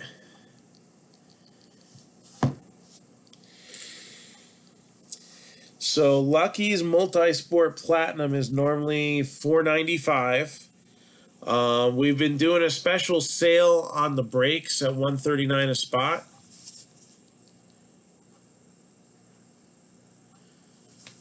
And the sale price would be $420, which is pretty much what the break comes out to, $417. So we'll do $417 on that because it'd be the same as breaking a box.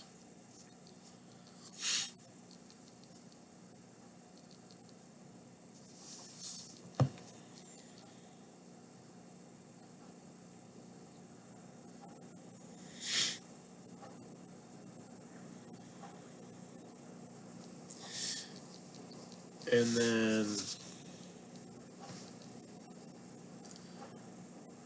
I don't remember which Gretzky it was, but I'm just going to do a random search of Upper Deck Gretzky autos and see what some of the cheaper ones go for. Taking forever and ever and ever.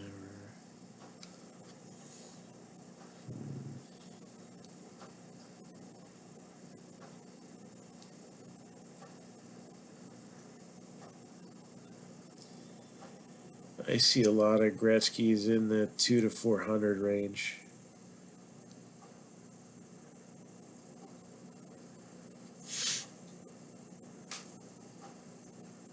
So I would assume it's probably somewhere in that range.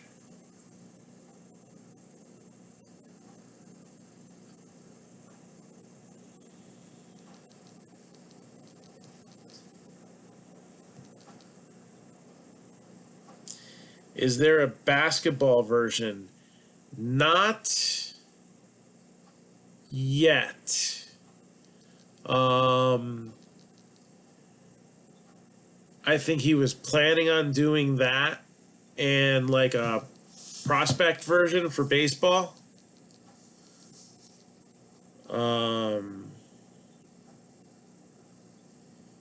And then doing another one like we did with the in-person autographs that were all PSA authenticated. I think that was on the planning sheet for 2021, so I don't know if that's set in stone or not.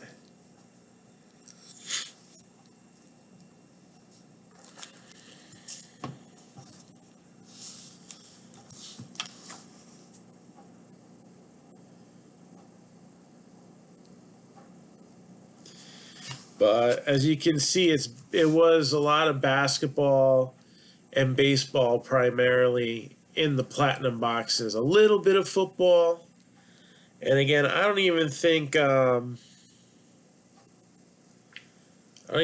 there's a lot of hockey, but there's at least the 2 sell sheet cards.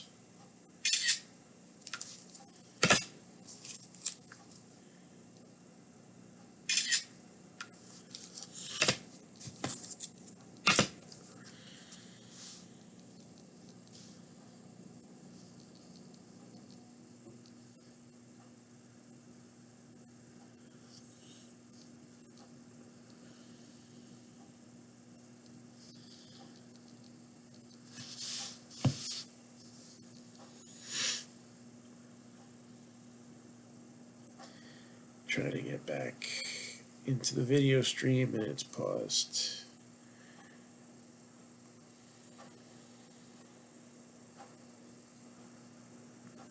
All right, it's coming back up. So again, yes, the Mike Trout has been found. The John Morant, I have no idea. I know the Trout was definitely in with the other batch because he had a bounty on the Trout. So we got a little bit more than half of the product run. It was 75 boxes in total. Actually, if you look here, so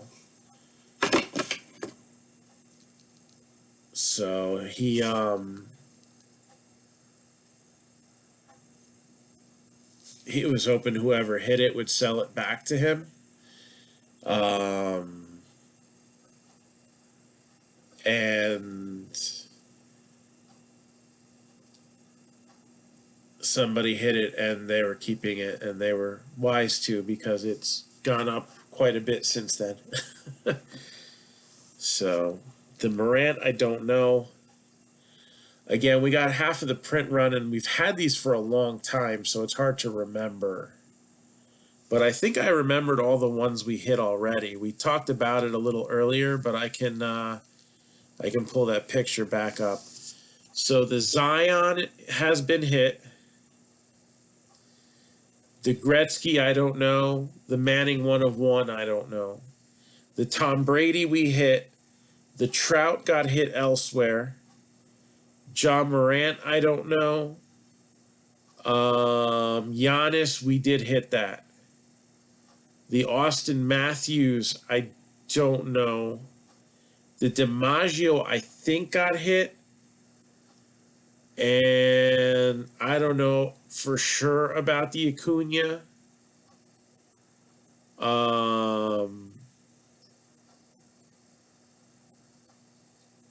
My guess would be that it's 50-50 shot. But I know at least a little more than half of these have been eliminated. And the big one, the Trout one, definitely has. And the ones I remember us hitting. I do know that there were not only Donovan Mitchell's, but there were Jason Tatum's optics that were in here. I don't know if they were all BGS 9.5s or if there was any PSA 10s. PSA 10 will go for a decent amount. But I do remember him saying there was a lot of Tatum spread out by a lot. I mean, there's only 75 boxes, but he might have had like 5 Tatums in here. We pulled one that was a BGS 9.5. I gotta assume there's 1 or 2 more floating out there. I just don't remember if he had any that were PSAs or not. It's kind of a mix.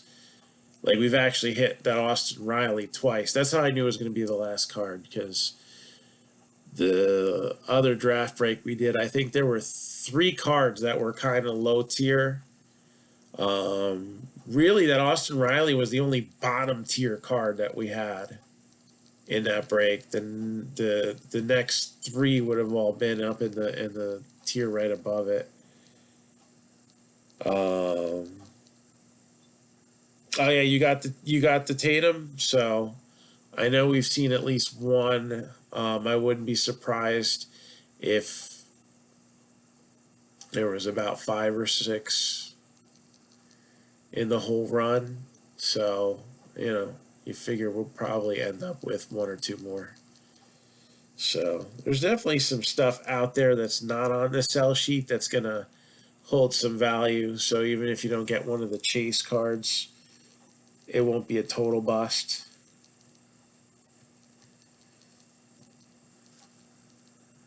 And again, 15% off don't hurt. You've already cut 15% of your losses right there.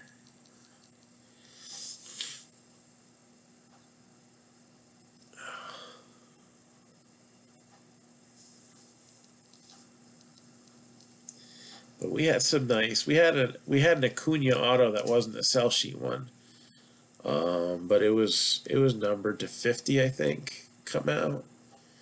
We had a different Judge auto earlier in the one of the first boxes we had. I think it was a Transcendent Judge auto. There's a few Transcendent cards that were floating around in there, so I don't know if there's any more. Again, I didn't put it together, but I did sell a few of the cards that ended up in various Lucky's Loot product. More the single ones, but especially the football.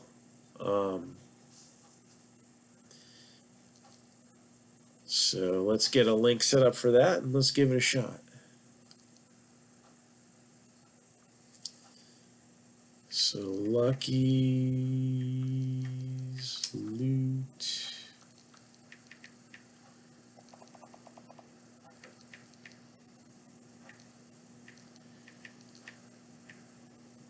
Platinum.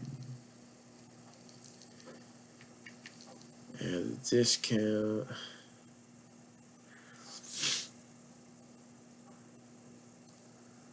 Let's see.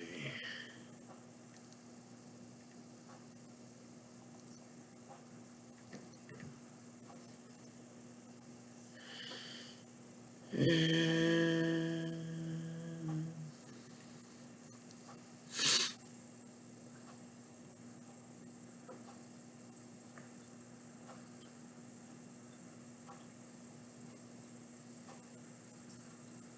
right, that should be sent over.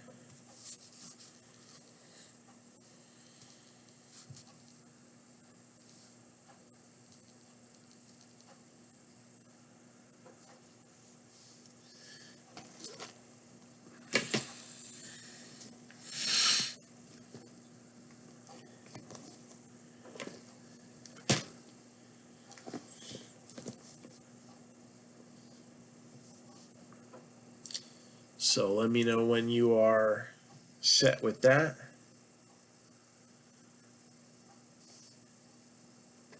Again, I got a bunch of stuff in front of me. We have some Leaf jerseys. That worked out nice. Adrian Peterson jersey. We'll take that. BB-8 on the Star Wars.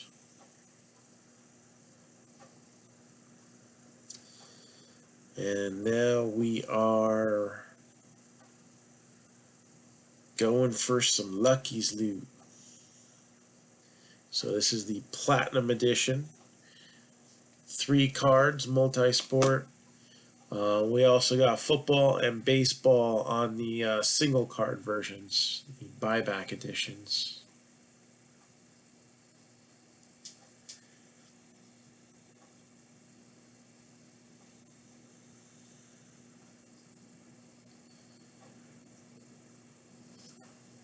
And what will we pull next?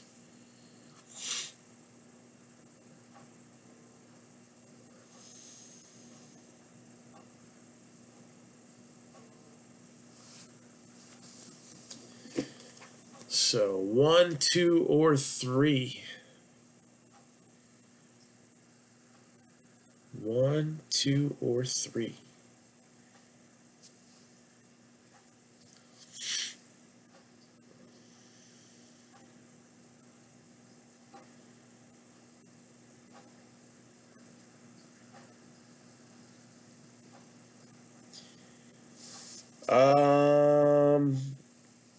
I'd have to look up the TriStars. I know the Leaf jerseys, regular price, they were $165, so they were coming out to $140.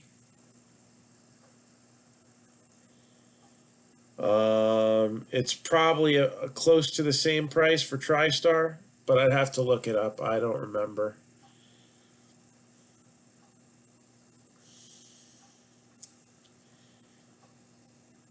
We're looking for suggestions. 1, 2, or 3.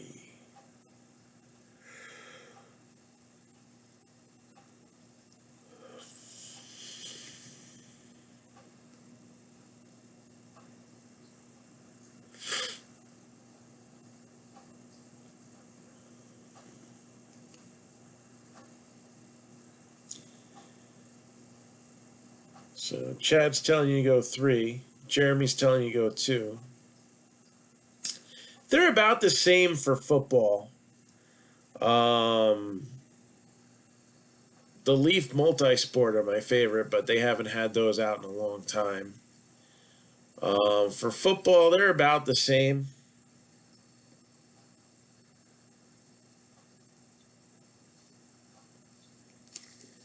So number 2. Good luck.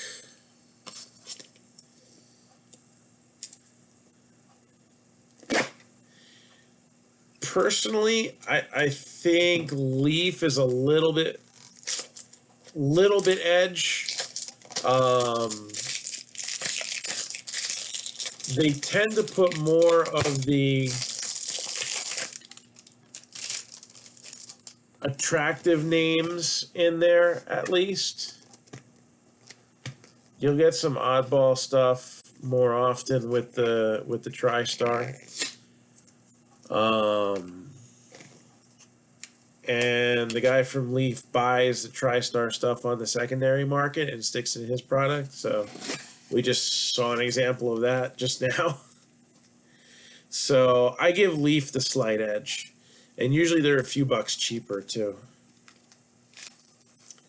Well, I was just talking about Transcendent, wasn't I? 6 out of 15.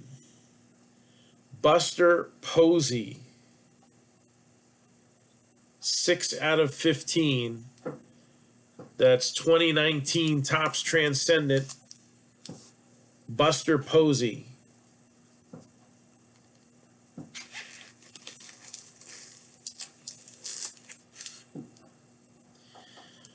LeBron. 2019-20 Panini Prism NBA Finalists. Green Prism. Centering, which, tends to be the issue. 8.5. Edges are a 9. Corners and surface are a 9.5. Making this overall a mint BGS 9. LeBron. And these have definitely been shooting up in value. PSA 10, Fernando Tatis Jr. 2019 Bowman Chrome. Again, a PSA 10. So that's not too shabby.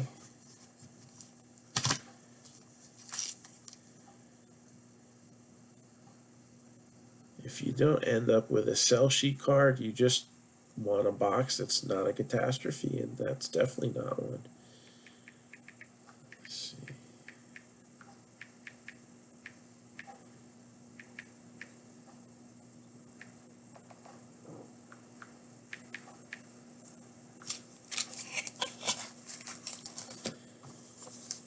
I know these Tatises have gone up a bit. Why is this so slow?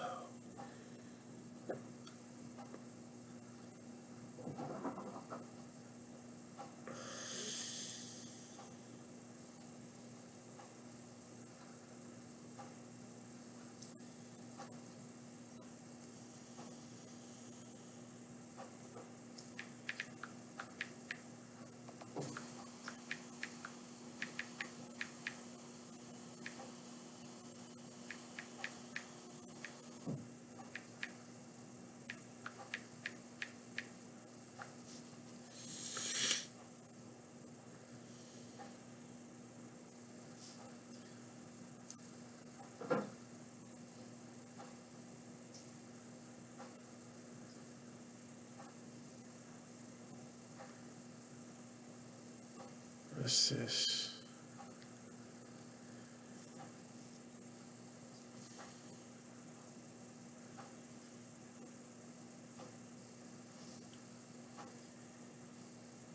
It's not giving me what looks to be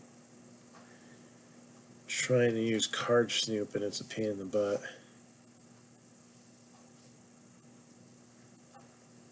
Most recent. I'm just going to do eBay. Oh, wow.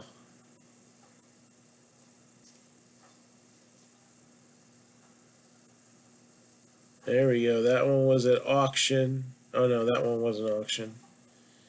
Trying to find an auction one just to get an idea. But it looks like, yeah, one ended the bidding at 300. And then there's some sales of 375, 349. So there you go, right there. That's a huge chunk right there. So yeah, they're going even. They're going high. That's for sure. Up to 350. So an auction went at 300. So even if stuff is buy it now, it's not that much lower than that. So good choice. LeBron might not do too bad either. It's an insert.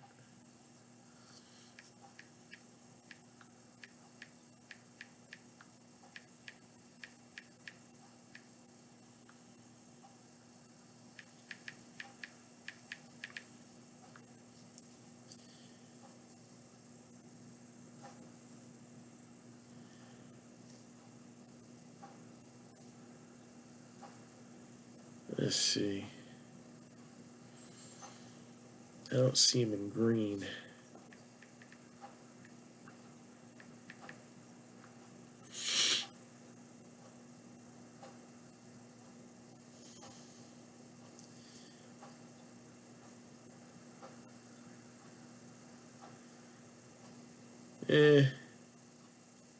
Yeah, not as much as the base. You know, inserts are hard to find, but I guess people just don't like them. I don't know. But the Tatis is a nice card, definitely. And the Posey autograph is going to fetch a decent amount, too. You got your money's worth. Let's put it that way.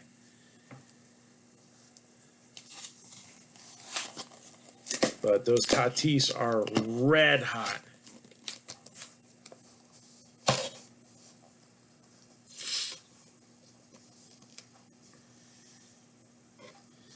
Not as much as the Topps Chrome, but significant. The Topps Chrome, I think they're going for like 130 raw. I got a raw one that I want to get graded. I just got it chilling. I wish I had the 2 silvers from Topps. I hit 2 silver base Tatises. And I ended up selling them, I think, at the last show I did, January 2020. So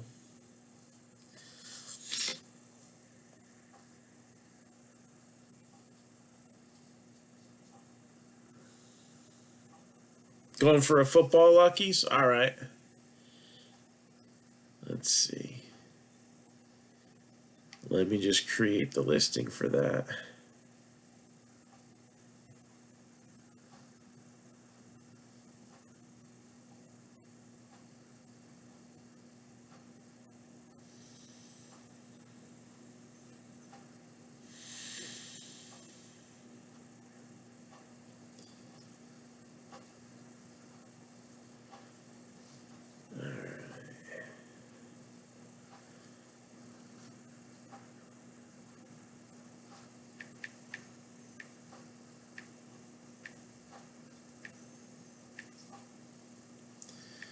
So regular 179, discount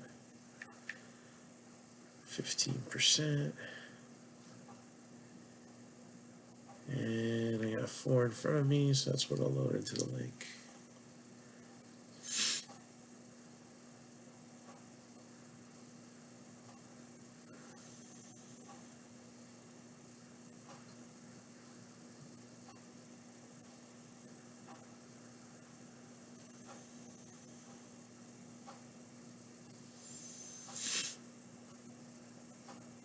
All right, let's load it up.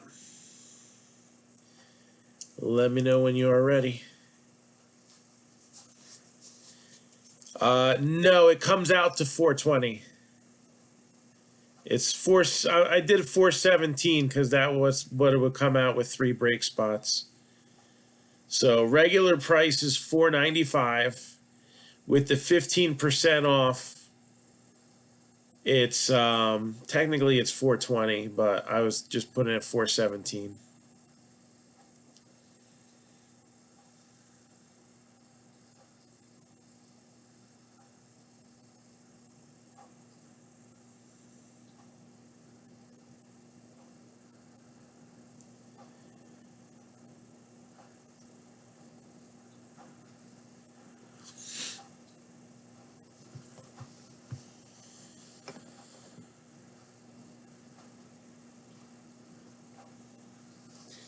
So again, looking to fill some breaks. We are almost to standby on the Optic football break. 3 hobby boxes of 2020 Optic football. Teams are scrolling at the bottom of your screen right now. 10% off 3 teams or more. And any break that fills tomorrow gets 15 times the 10K challenge credit. Pick me a number from 1 to 4. These are all football, right? Let me double check. Football. football, football. Yep, all football. So, number from 1 to 4.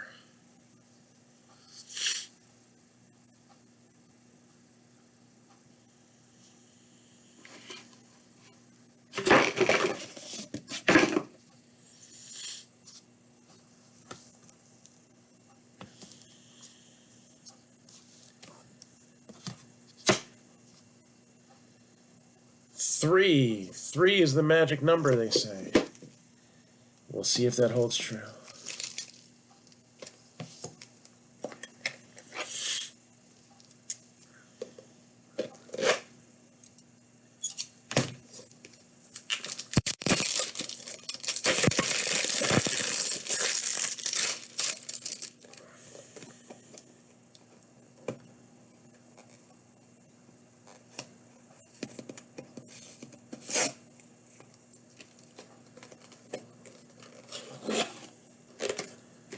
All right, there you go. You have a piece of foam. Oh, wait, there's something underneath it. All right. So you have, good thing Joseph Turnbull didn't pull this. He's as anti-patriot as one can be. 10 out of 15. So this is out of 2019 Select. Stephen Gostkowski.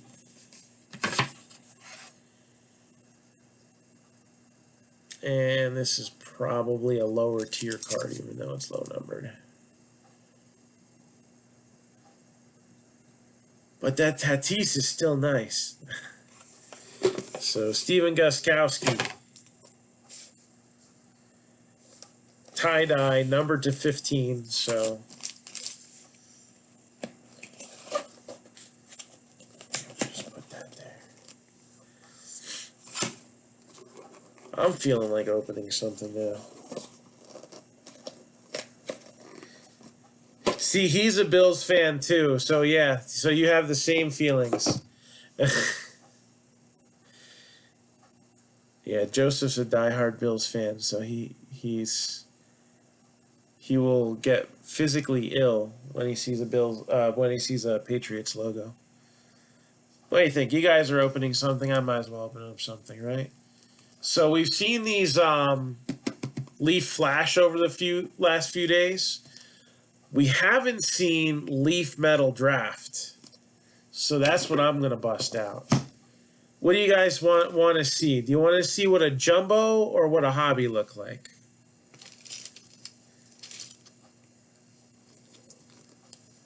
I might as well get into the mix, right? We still got people watching. You want to see what a jumbo or what a hobby looks like?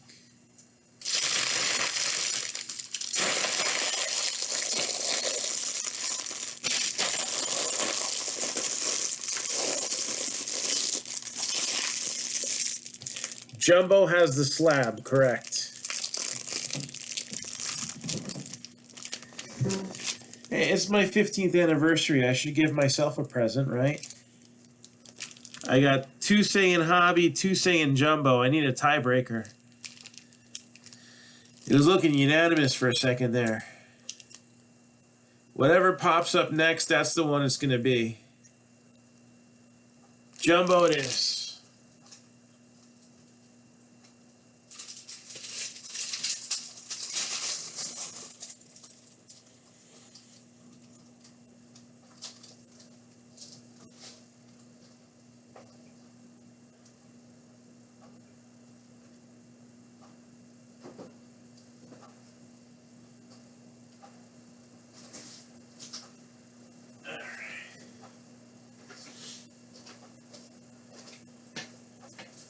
So only 6 of these in a case.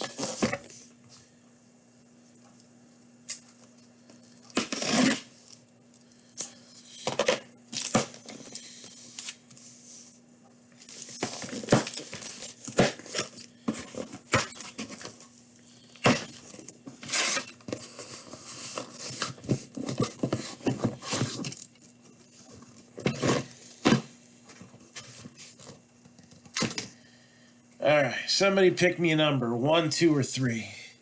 First one I see, that's the one it'll be. 1, 2, or 3. So there's 9 autograph cards plus a 1/1 slabbed proof card. Dose.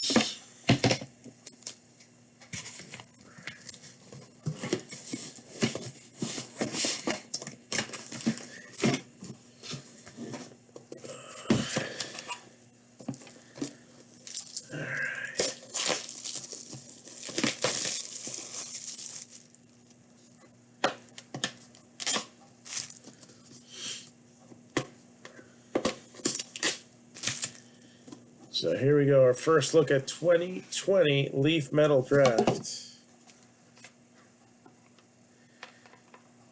Since it's mine, I can just... So they don't come sleeved this year, so I need a... I need to get sleeves. Hold on. Hey, supply shortages, I get it. Let me get some sleeves and top loaders so I don't make a mess here.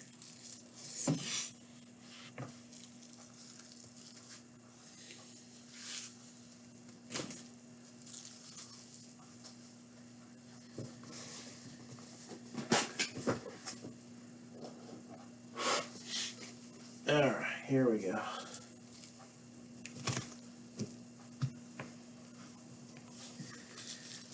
So the prices on those, let's see, Leaf, Hobby 119, Jumbo 195, and that's for tonight. Tomorrow I'm probably gonna do, update everything. So, well, that's cool. But the Jumbos come with the higher amount of autographs and the slabbed 1/1 proof card.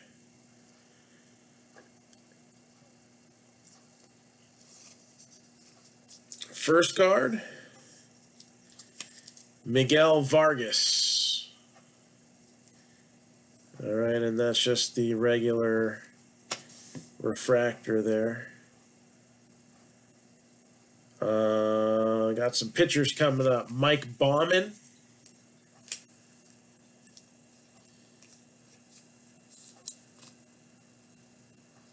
And Dylan McClain.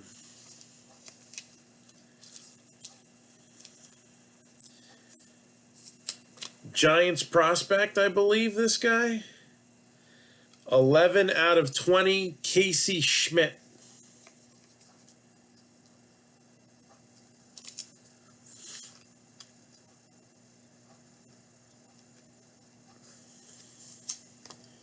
Justin Lang, another pitcher. He is numbered 27 out of 35.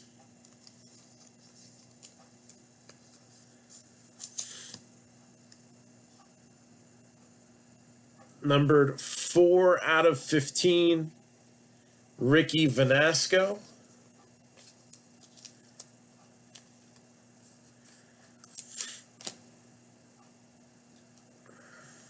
Numbered 2 out of 4, Daniel Cabrera.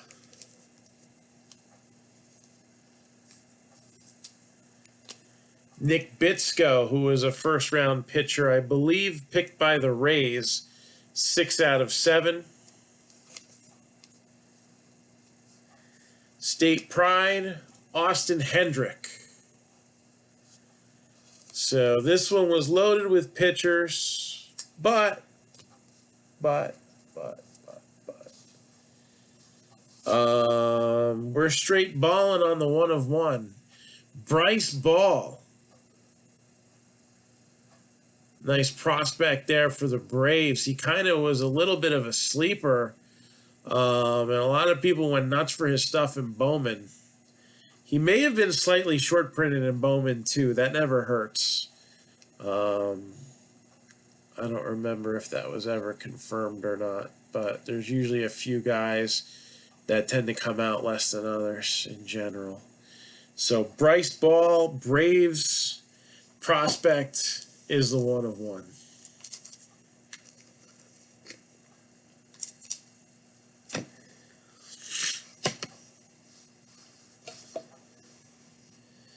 And again, I've got the hobbies. What are the hobbies? 5 or 6? I want to say 6 autos. Let me look it up. Hold on.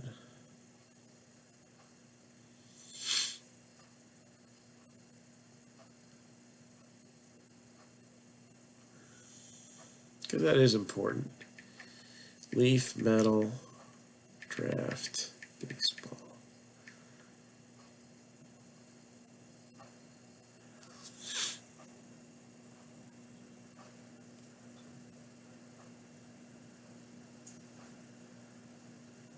Six autos in the hobby, 9 autos plus 1 slabbed in the jumbos. And again, I kind of like the big name being the slabbed card. That's the top card to get. So who are you looking for in metal? Let me see if I got the sell sheet info. All right, so the sell sheet looks like this. You've got Spencer Torkelson, Wander Franco, Austin Martin, who we hit in Flash the other day, Fernando Tatis, Ronald Acuna, Ed Howard of the Cubs. Let's see. Heston Scherstad, the number 2 overall pick. Julio Rodriguez, top Mariners prospect. Nick Gonzalez of the Pirates. Jason Dominguez. And much more.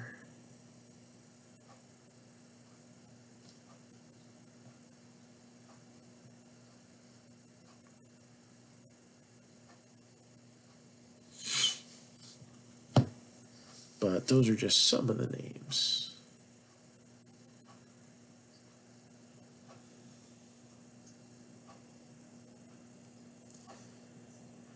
Basically, you're looking at some of the recurring prospects and then guys who were drafted in 2020, which, you know, they only did 5 rounds. So it's not like you're going to see any 8th or 9th rounders coming out. They didn't do it that year. I'm still not sure. Are they doing an abbreviated draft this year, or they haven't gotten to the point of deciding yet?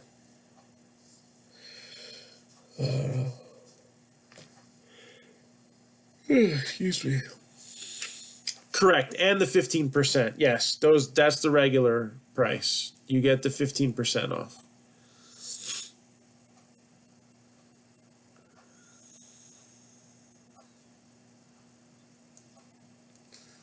Again, for those just joining us, March 1st is a special day in Mark-Down history, as that is the date that we officially became incorporated. So in March of 2006, that would make this year 15 anniversary. So we're having some fun here, and we're doing 15% off all boxes. Any boxes for sale. All right. I can, even on this list, see some that I actually lose on at 15% off. But hey, if somebody wants to buy Donruss Racing, it's fine with me.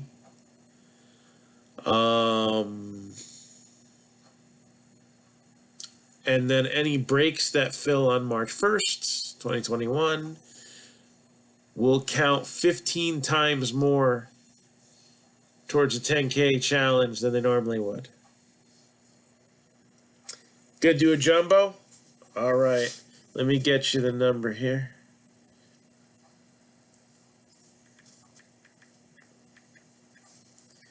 So that comes out to 165.75. I'm probably losing on that. Leaf doesn't have big margins.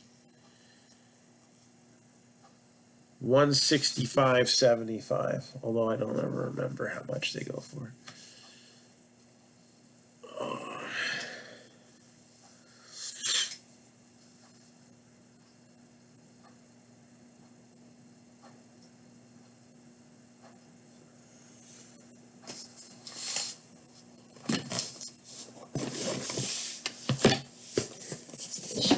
bust these all out.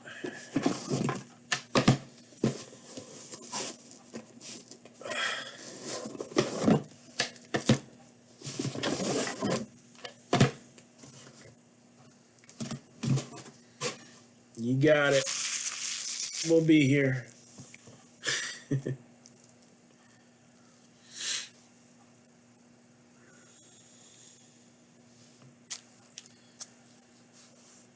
Yeah, I wouldn't be surprised if these are practically coming out to cost.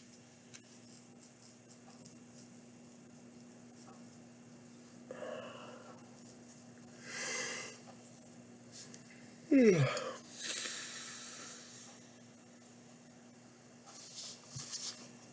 wonder if any Bryce Ball proofs have come out yet.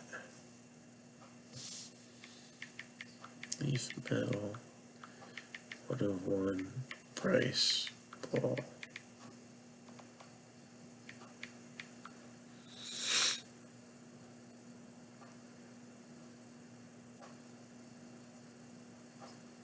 Yeah. He's going to need a good season in the minors to make those go up a little more. 113 for the Crystal Red's not bad. I don't know. I like the way the blues look better. I like blue over red.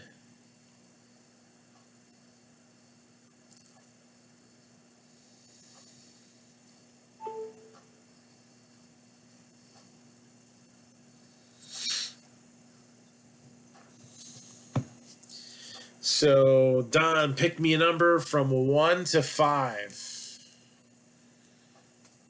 1, 2, 3, 4, 5.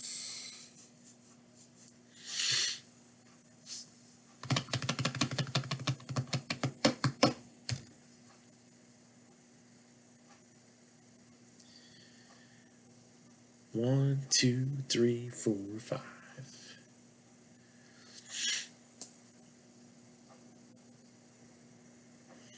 Cinco.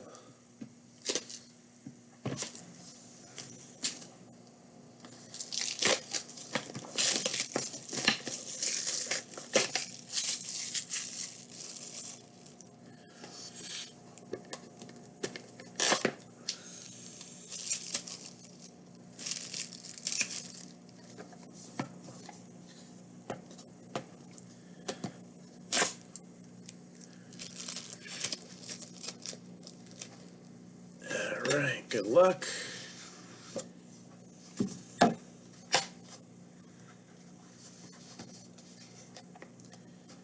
This is cool. So you got a clear red for your 1 of 1.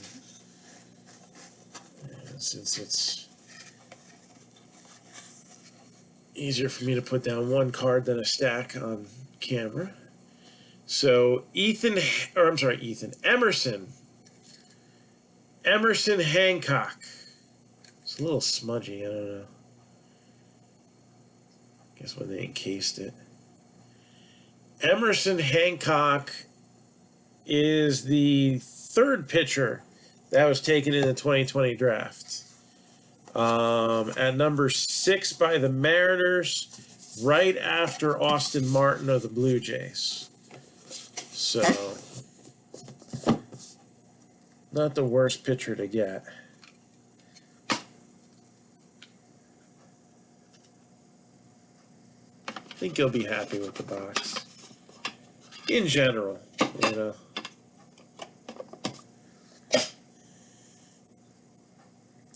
Numbered 16 out of 50 with the old school design, Jordan Balazovic. Garrett Crotchet with the base crystal.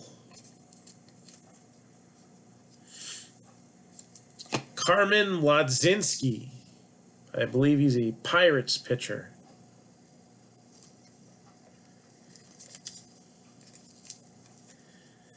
Think this might have been an international pick. National Pride, numbered 4 out of 15. Yalbert Sanchez. Might be one to keep on the radar or look up some info on, because if he's not coming out till Bowman, you got a little bit of a window there. Oh man, this box is loaded. Mine sucked. 3 out of 20, Austin Wells. Yankees. This makes my box look like shit. You bought this looking at my box?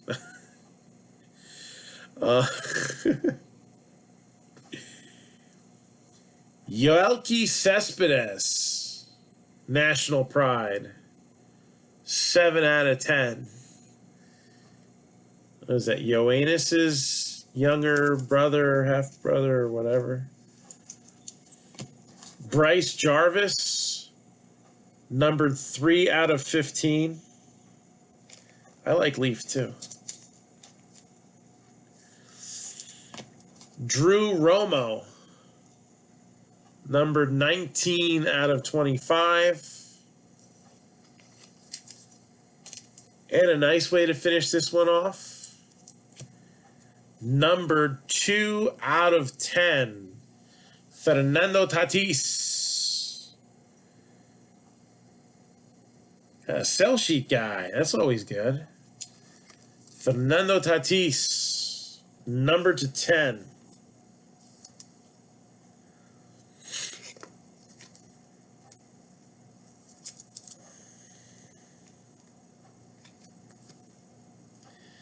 It's a nice box there.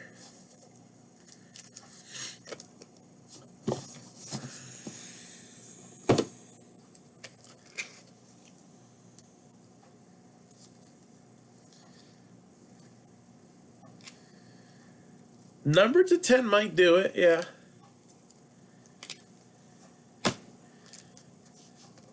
And then you had some other good cards in this, and that they'll help pay for the Austin Riley.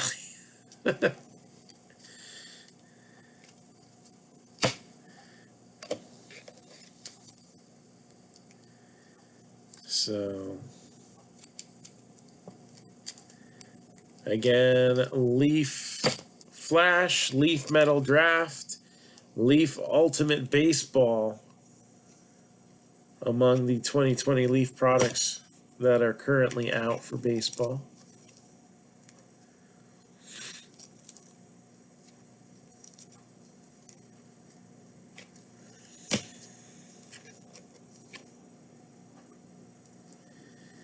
And anybody else got anything for tonight?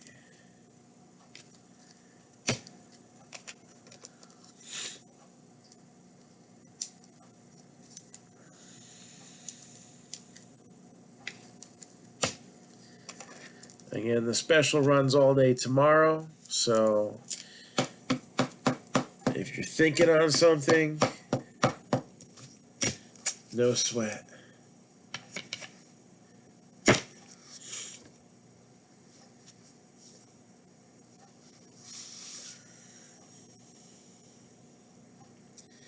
Got all day. All right. Once I get up, wake up for the day, just let me know what you need. I got a little while. I'll be out of the house with Lexi's got practice again tomorrow.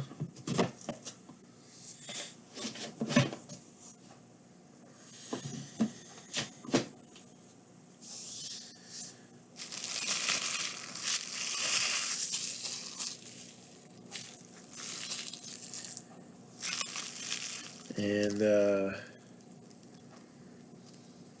Topps Chrome WWE. Let me take a look-see.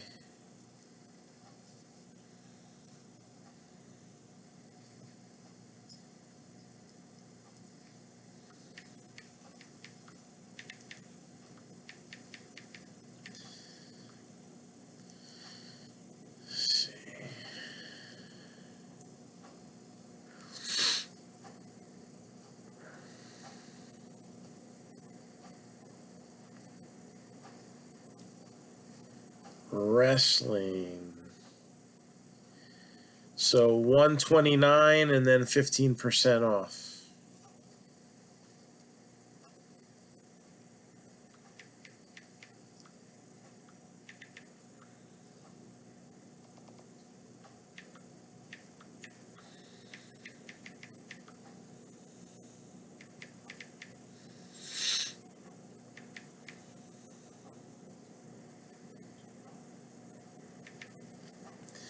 So 109.65 for a WWE Hobby Chrome.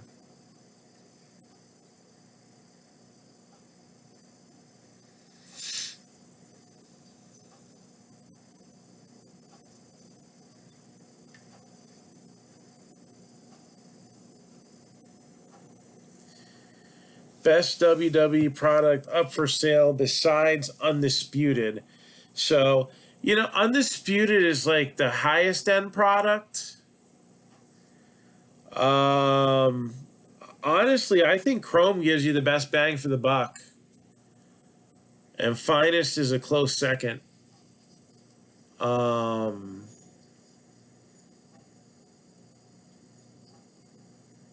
Fully loaded. I know we got lucky with fully loaded. I mean, 3 Rhea Ripleys and whatnot.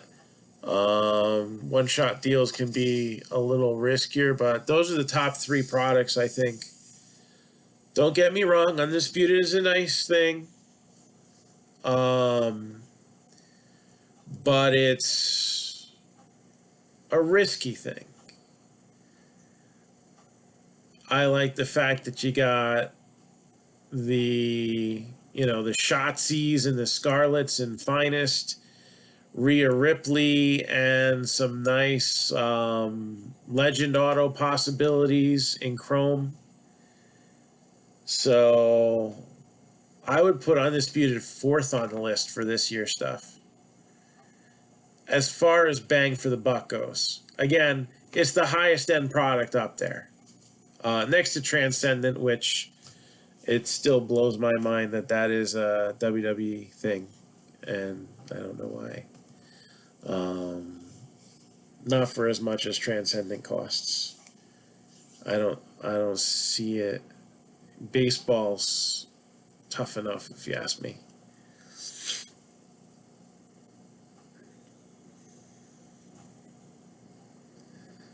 Especially last year when you couldn't even use the WrestleMania ticket. I don't know. I'm assuming they exchanged it for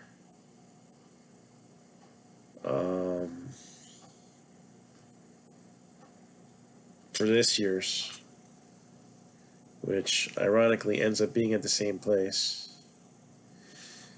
Oh, we got a request here. Hold on. WWE Chrome? Okay, and I got another thing I gotta dig up too. I gotta check the list.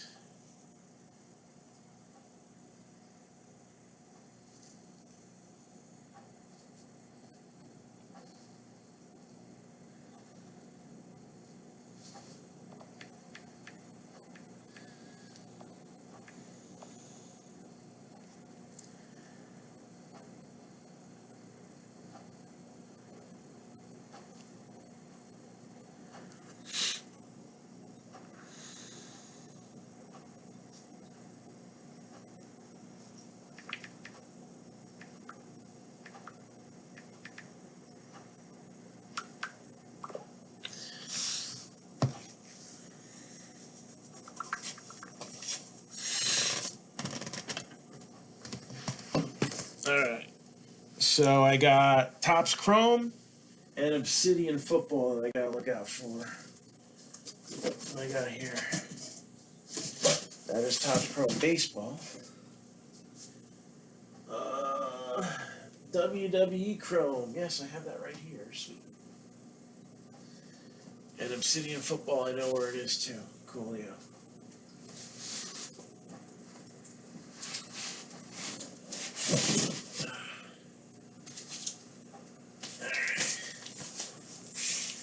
I'll be right back.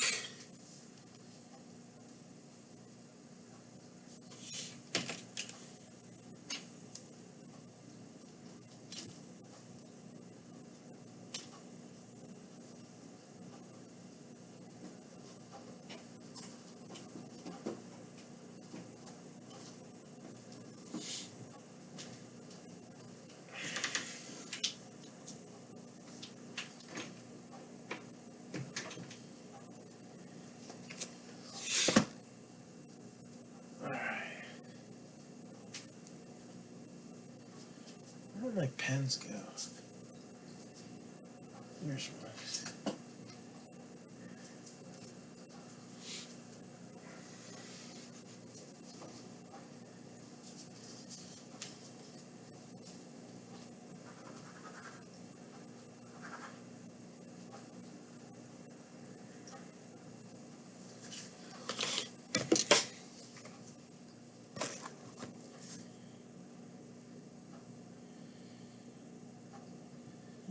Back to Facebook here.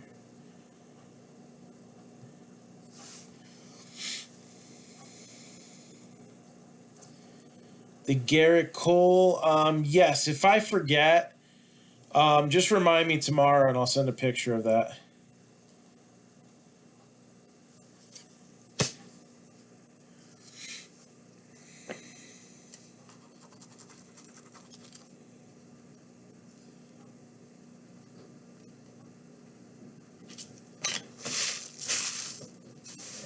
Actually, I have some wrappers here.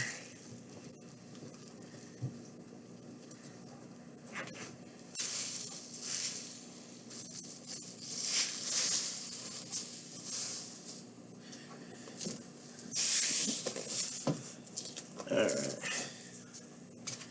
So what we'll do, since Obsidian's only 7 cards, Michael Kelly is going to get a box of Obsidian football, and then Frank Garcia is next with a WWE Chrome.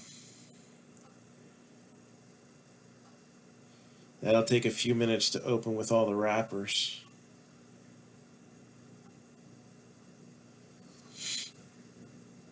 And that link's been sent. And again, all these boxes that we've been opening right now, I loaded up multiple ones on the website. So if anybody's looking to grab something tonight or tomorrow, then those will still be in effect here. All right.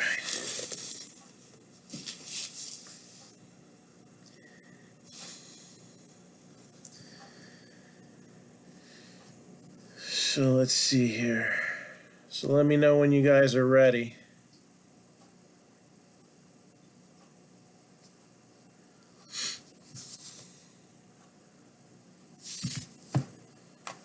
And open up this case.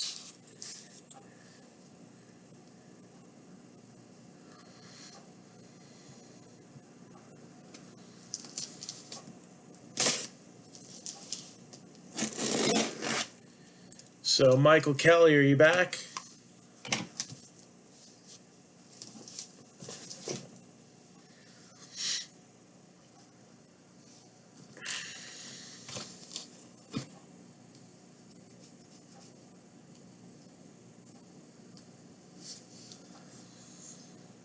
Ready?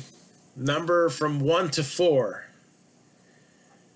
Number from 1 to 4.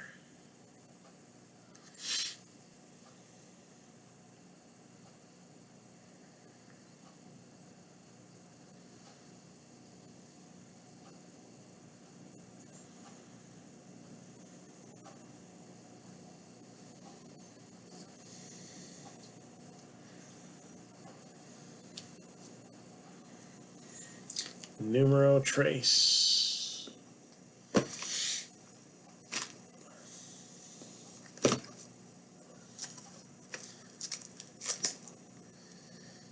Yeah, let's see what we got here.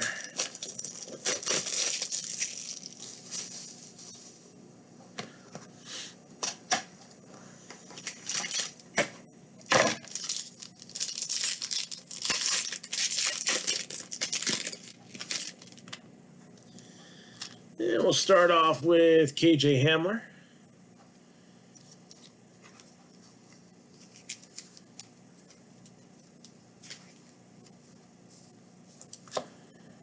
And I don't know if you were chasing this guy, but 28 out of 100. Chase Young.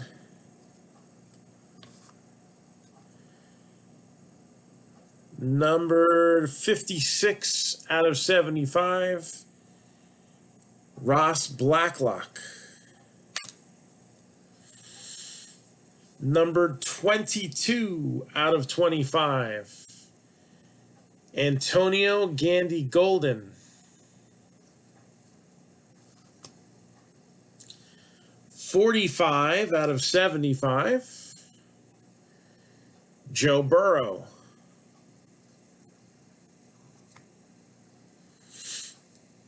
Numbered 54 out of 150. J.K. Dobbins. It's not a bad one there. Numbered to 50 as well. And then 127 out of 150. Van Jefferson of the Rams to close that out.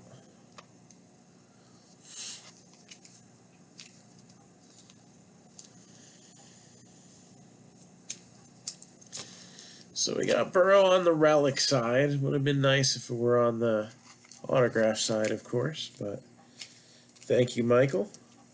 And then Frank, are you back?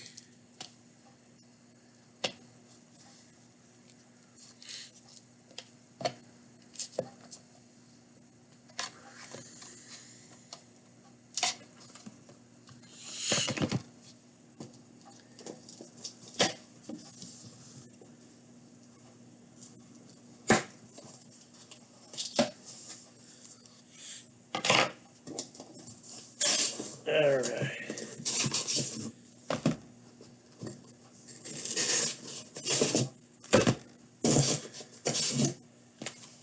So pick me a number from 1 to 4. Number from 1 to 4. WWE sticker.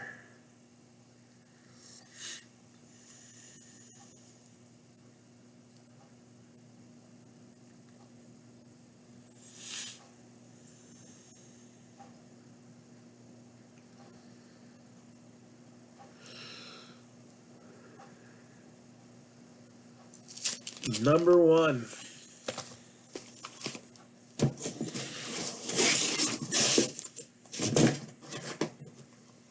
And hopefully we pull you something fiendishly good.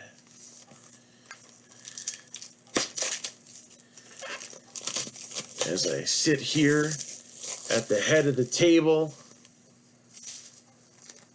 the man ripping you some cards.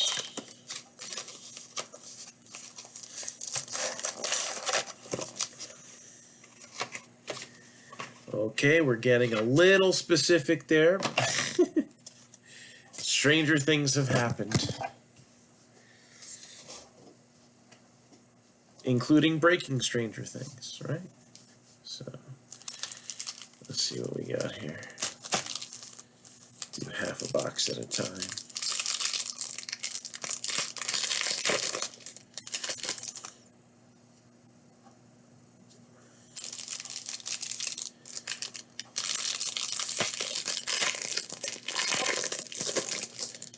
So some WWE Chrome. Hopefully I'll get my same allocation next year. They're coming out much sooner.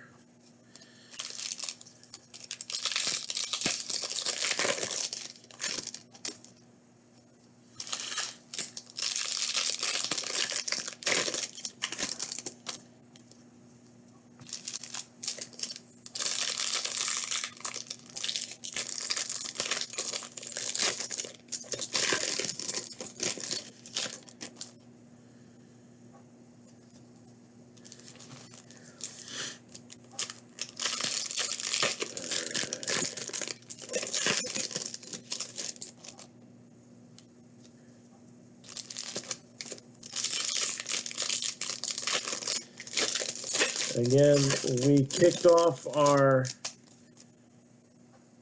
15th anniversary. That sounded like the finest. Good thing there was bow wrap in there too.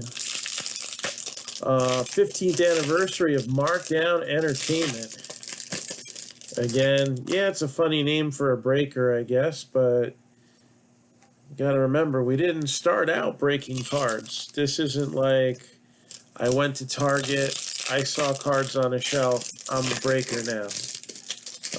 We've been in business for a number of years, and we've handled lots of things collectible and entertaining. Music, movies, games, toys.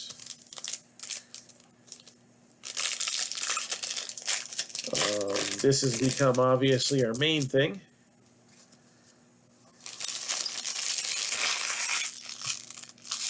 I'm sure when we get back into a store eventually, we'll see a little bit more of the other stuff come back into the fold a little bit.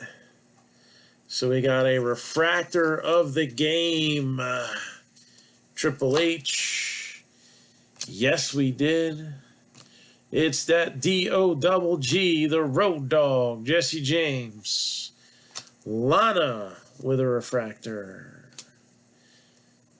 Brock Lesnar, a little Brock shock right there. Jeff Hardy with a refractor. I'll give that a little 171 too. Why not? King Corbin. Hopefully we won't see his auto come out. Luke Gallows, Charlotte Flair, Boa with a refractor. Sammy, Taker, Bianca Belair, Candice LeRae with a refractor. Isaiah Swerve Scott, Montez Ford, Jerry the King Lawler, Alexander Wolf with a refractor. Naomi is an image variation, so we'll sleeve that. You also have Travis Banks, refractor rookie. Mankind versus Jeff Hardy. Kofi with a refractor. DDP versus Randy Orton fantasy match. Bobby Lashley refractor. Is he going to be WWE champion after tomorrow? Ronda Rousey, Peyton Royce, Joe with an image variation. Aleister Black with the refractor. John Cena still sucks. Carmella, Braun Strowman, Shinsuke Nakamura, refractor.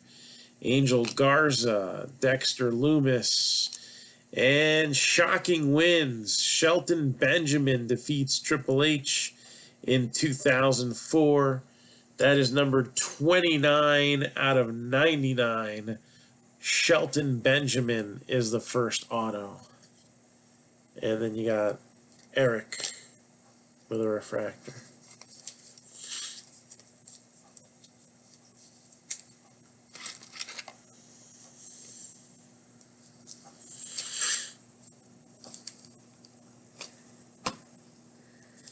All right, next stack.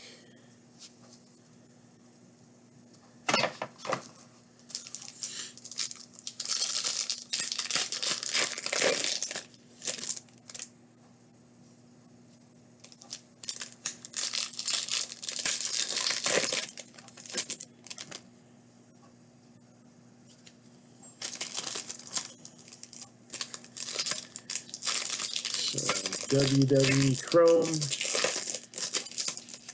We're heading towards Fastlane, I think, is the next pay-per-view, right?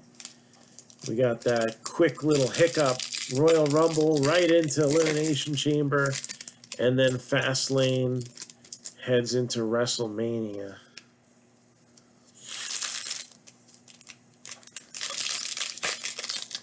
Which will be where it was supposed to be last year.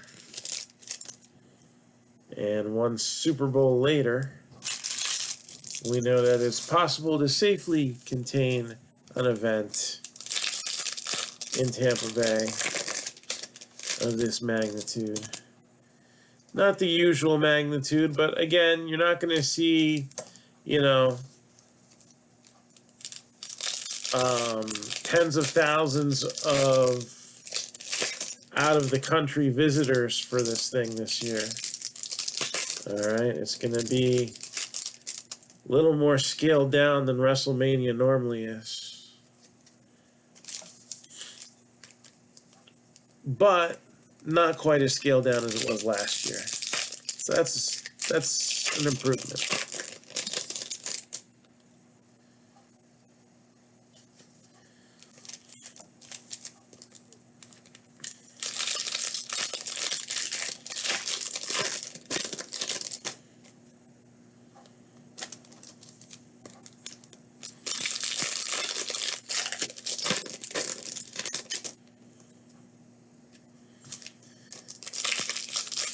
Two more packs here.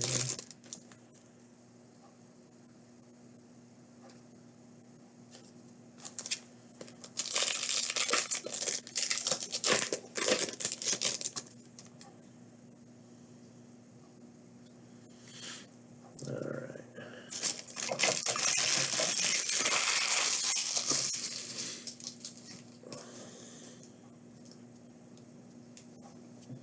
So who do we got here? Lana, Hardy, Bray, and the Snake. Yeah, fantasy match. I don't know. Jake the Snake got pretty physical a couple weeks ago on AEW. Maybe he's still got one more in him.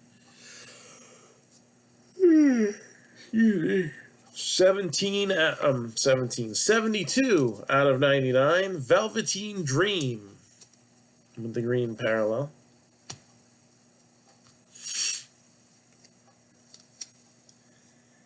Kairi Sane, The Miz with a refractor. Miz champion again. Oh, Kairi Sane's a refractor too. No, it's an image variation. Let's leave up that scene now. Just leave a bunch of these up later, but image variation, gonna definitely sleeve up. Have I ever been to a wrestling event personally?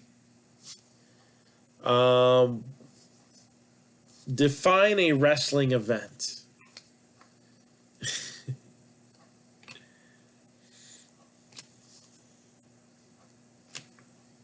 Humberto Carrillo. The former Zelina Vega.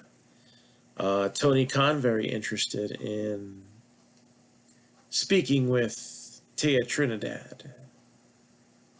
Same person, different name. So I have been to wrestling events in varying degrees. I went to SummerSlam 98. I went to the Elimination Chamber in Madison Square Garden. I think it was the first Elimination Chamber.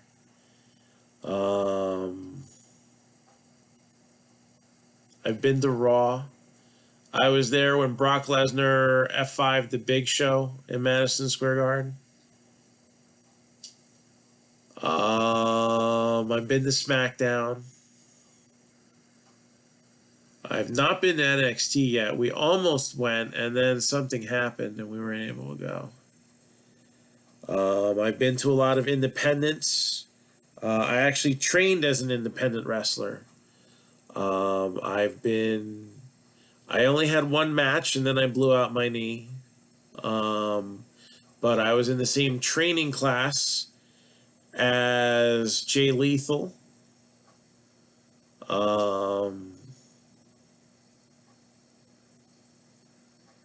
I've had some training.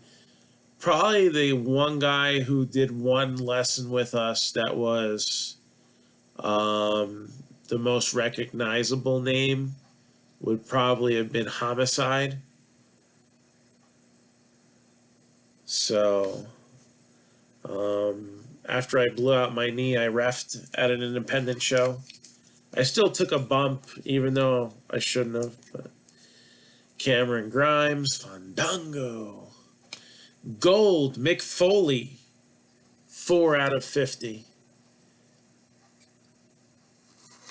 I tore 3 out of the 4 ligaments in my knee, and I was stubborn, and I wanted back, and my treatment was mishandled from the beginning.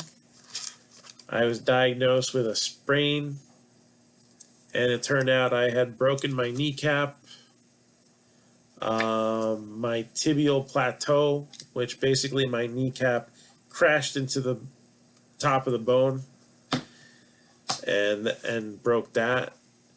And I tore my ACL, my MCL, and my PCL.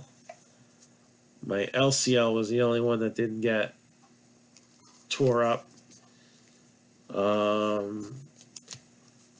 And I wanted back in 3 months later, and it wasn't going to happen. Oh yeah, Black Machismo. Oh yeah, dig it. Actually, before he did the Black Machismo gimmick, I remember a time where we were all doing ring crew stuff. I think it was they did bingo at where we trained once a week. So at the end of the week, we had to put the ring away because the bingo hall needed to get set up. So we were taking the ring down, and we had like rolled up a bunch of the mats, and we were just like horsing around, and we were doing Macho Man impersonations and dropping elbows on the from the ring, which was now just like, you know, basically the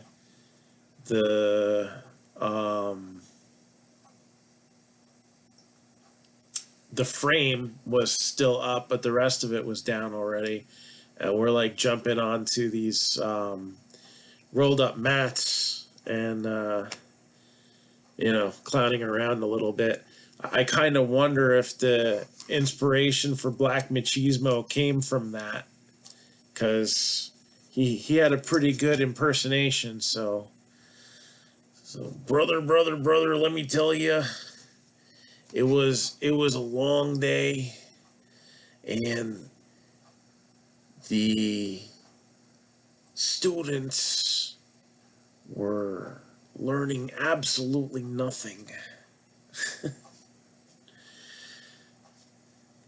I think we got kicked out of a diner that night too. I don't know if that was the same night. Apparently they don't like it when you have a war with coffee creamers. Start smashing them on each other's heads. It was all fun and games until a little old lady got in the crossfire and she got creamed. That didn't sound right. The Godfather, The Big Show.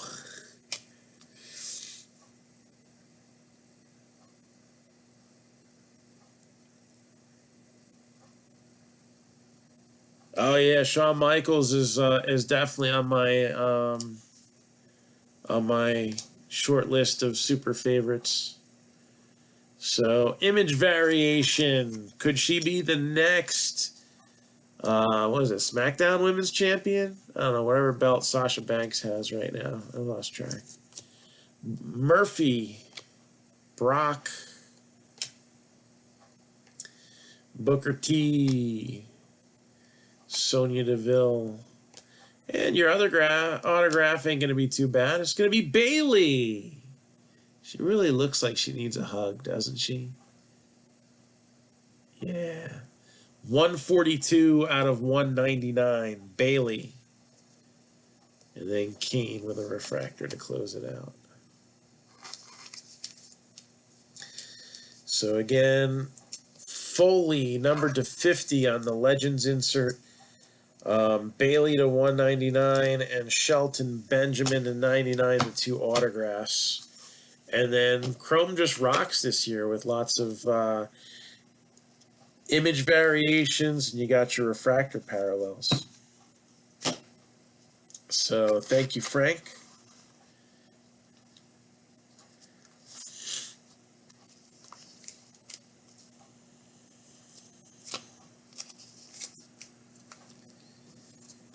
And do we got any other requests?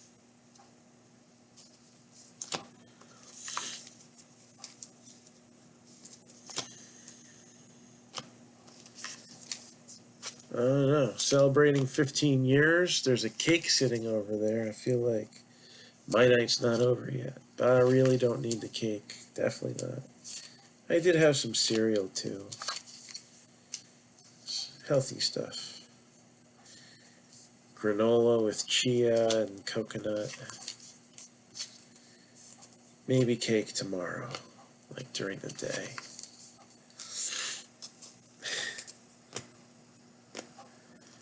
Anyways, so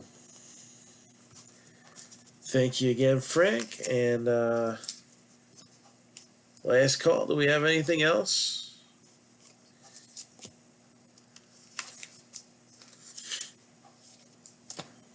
I'm going to be sleeping these anyway. So I'll hang out here for a minute, see if anybody's got any more requests for me. Otherwise, don't forget, it's not just the 15% off boxes. Uno Mas on the Chrome, same link will work.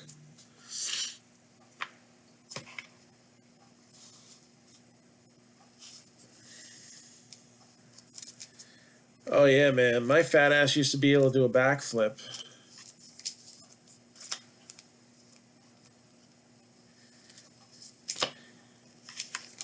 It wasn't the prettiest looking thing, but I had just been getting started. Once I blew out my knee, no more backflips.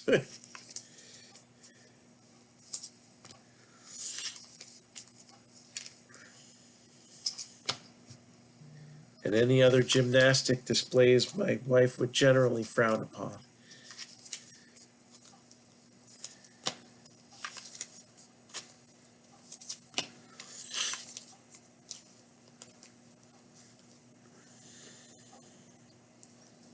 Although I can still do some stuff.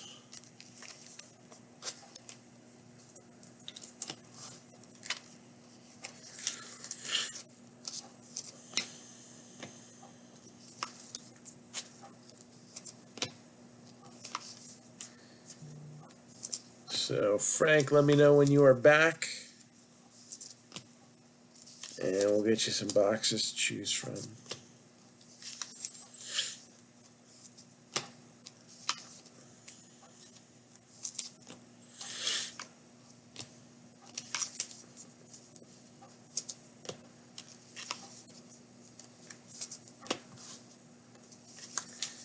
My top 5 wrestling list. So, all right, welcome back. We'll go over my top 5 wrestling list right after Frank picks me a number from 1 to 5. All right. So pick me a number from 1 to 5. And then I will give you my top 5 wrestling list. Oh, it's going to be tough.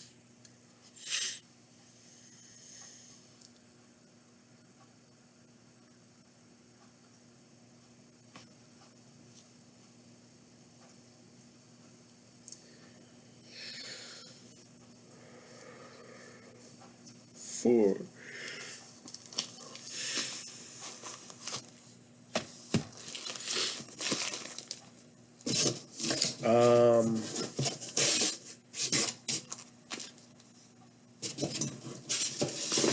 The 2 guys that were wrestling, the moment I said, this is awesome, and I just became a big wrestling guy instantly. I was flipping through the channels, and it happened to be Clash of Champions 1. So my 1 and 2 would have to be Sting, sentimentally, and the Nature Boy, Ric Flair.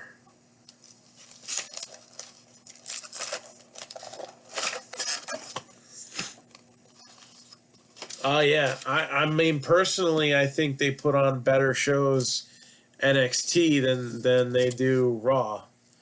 You see so much storyline on Raw, and I feel like they cut out a lot of the wrestling. SmackDown's a little better with it generally. All right. And then NXT is, you know, I like watching AEW. So Sting, Ric Flair.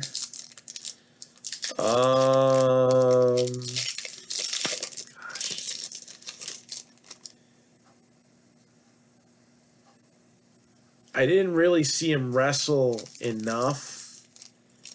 I want to give Bruno number 3. I really do. But he's just not my era.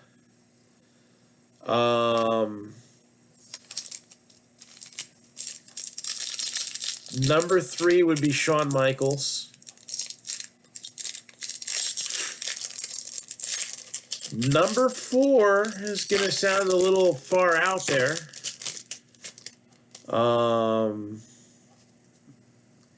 Number 4 for me would be Jushin Thunder Liger.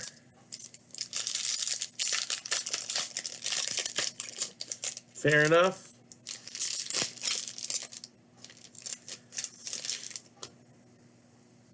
He was ahead of his time and timeless. I mean, I think he wrestled recently. It's like in his 50s.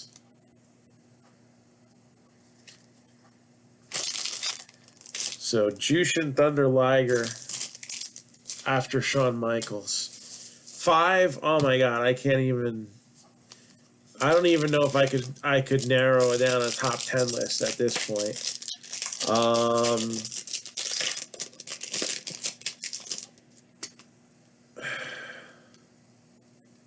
If I had to go based solely on guys that I watched, I guess it would be Steve Austin. Because not just Stone Cold Steve Austin. I actually loved the Hollywood Blondes. I wish that had gone further. Him and Pillman together. He could do it as a singles wrestler, as TV champ, as Stunning Steve Austin. He could do it as a tag team wrestler. And then he could just be that Bamf that was a world title guy.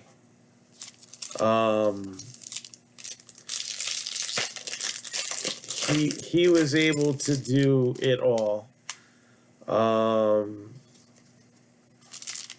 As far as guys who influenced me wrestling wise, it's tough to say the name Chris Benoit, but he's up there. Dean Malenko is up there. Arn Anderson is up there. I probably would have ended up being more of a tag team specialist guy, I think.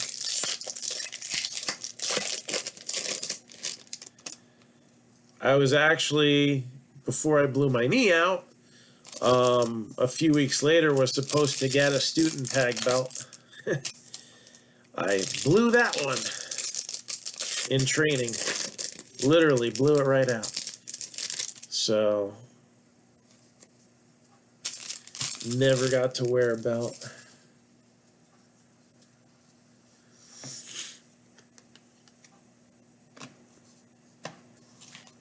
Kerry Von Erich.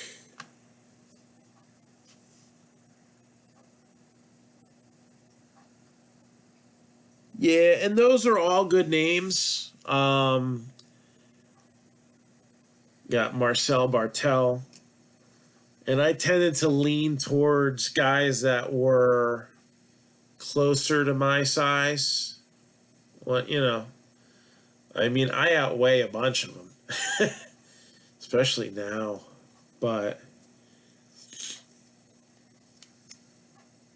I would, in my wrestling days, would have probably compared to like a Chris Jericho as far as size goes. About the same height. And I wrestled at about 225.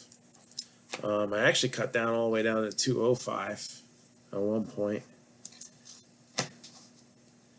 R-Truth, Leo Rush, Tony Storm, Vader in the Big Show, Naya with the refractor. So while Triple H, Taker, Hardy's, Mysterio, they're all solid performers, obviously. Braun Strowman with a refractor. I guess we'll sleeve that. I kind of related a little bit differently. I liked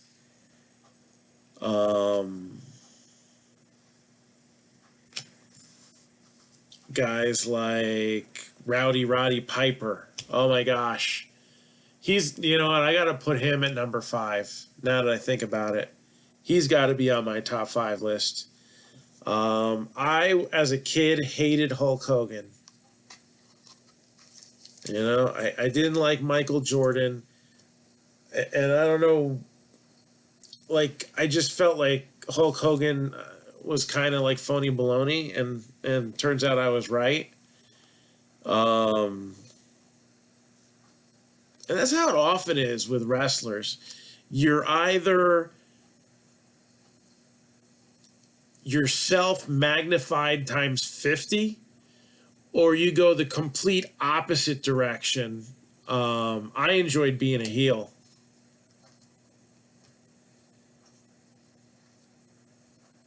And even though Sting was my favorite, obviously liked Flair.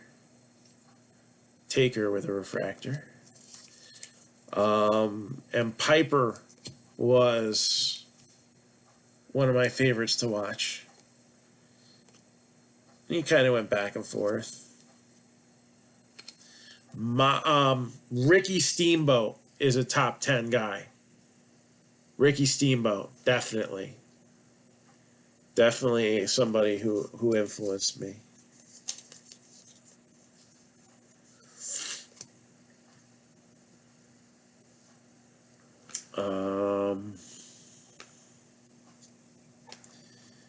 Muda. I like Japanese style wrestling. Isaiah Swerve Scott with a refractor.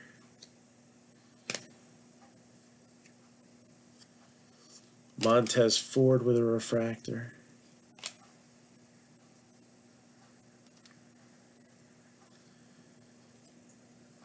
So, Carmella, refractor.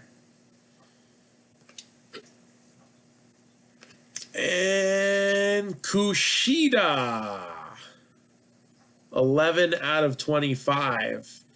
So, orange refractor on Kushida. And that is his first NXT card. So, if he does pan out into a major player, obviously due to his size, I don't think it would be as a world champion, but if he gets some heat, some traction with the fans, that's not a bad one to have right there. Number 25, orange. Yeah, I like Macho Man. I loved Ricky Steamboat. Even the lame-ass dragon stuff. Vince McMahon hated good workers. He still does. Hell, man.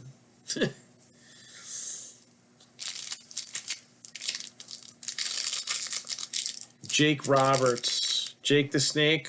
Definitely one of my favorites. Definitely somebody who would have been an influencer on me as far as ring psychology. There was nobody better at painting a picture.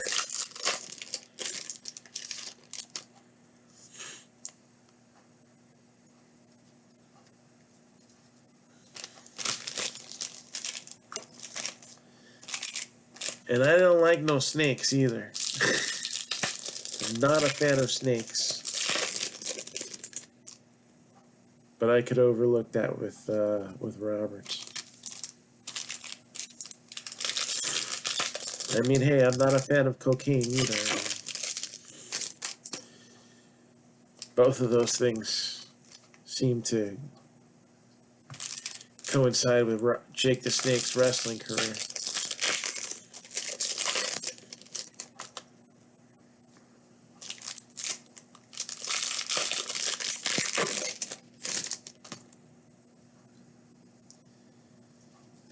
Got a little gold in your future.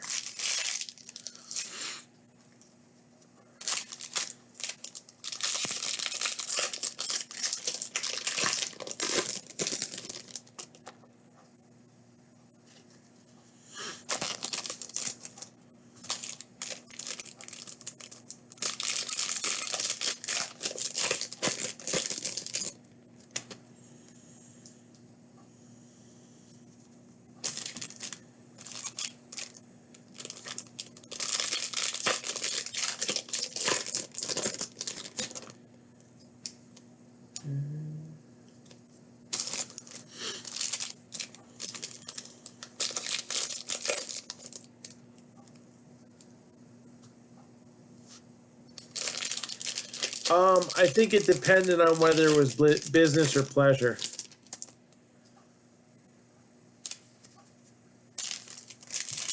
I think if it was strictly business, he could be as ruthless as anybody else. But he also had a very generous, philanthropic, compassionate side as well.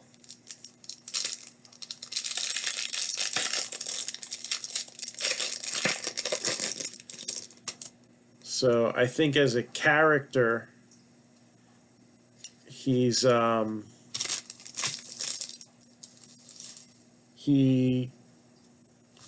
caricaturizes the intense, shrewd businessman that he is.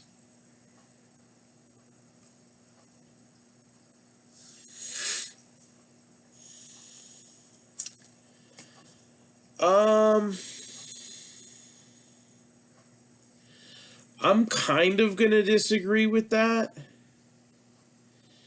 See, the thing, Vince is old school, and, you know, I know kayfabe is dead, but the last thing that he wants is predictability. Image variation of Bailey, refractor of Sheamus. You know, for somebody to come back through for an injury and after having to forfeit their title, it's a nice happy ending story when they get it back, but you can't do it every time. You can't even do it most of the time. Not right away. Will Finn Balor, you know, ever be WWE champion again? I don't know. The Miz didn't think he would be again, and he ended up winning the belt the other day with the briefcase.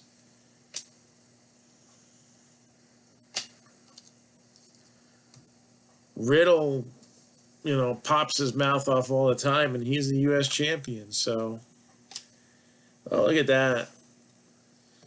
Nikki, regular base card and the image variation. So, Karrion Kross carries himself very well.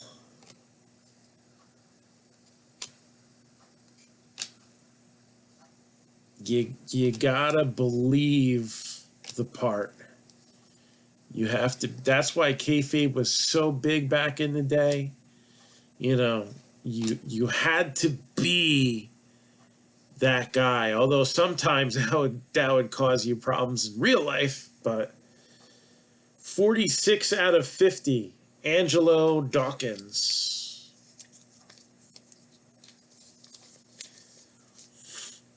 So a little gold Street Profit. We'll top load that, I guess. I guess. He's not McFoley, but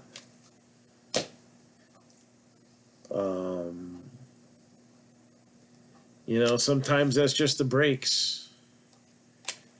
Alexa.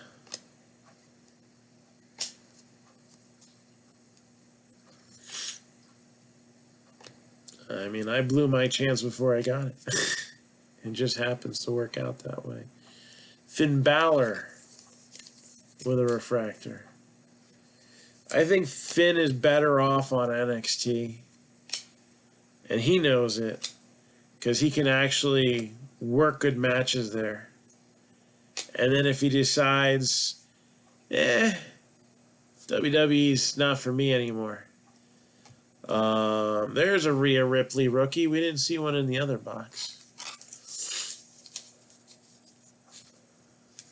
Then he won't be too rusty when he needs to work some good matches, either in New Japan or AEW. And another golden card. This time for the Queen of Spades, Shayna Baszler, 24 out of 50. So did good on the parallels on this box. 24 out of 50, Shayna Baszler. And Becky Lynch closes it out with the refractor.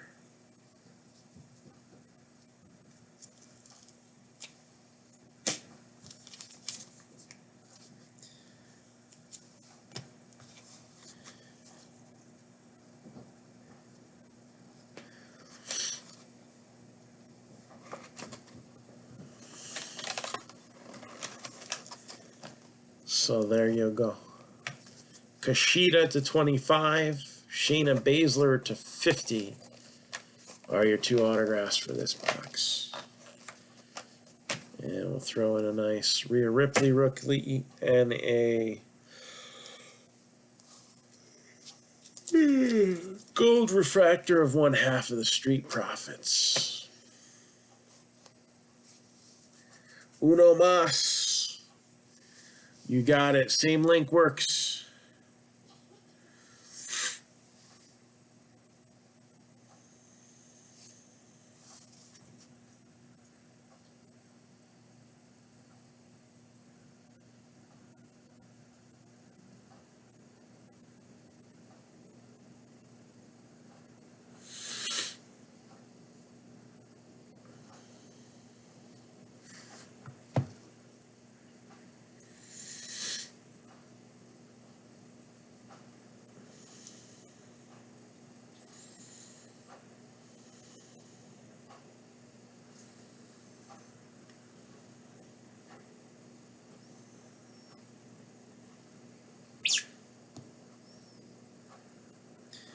Checking to see if we got any other spots taken at anything.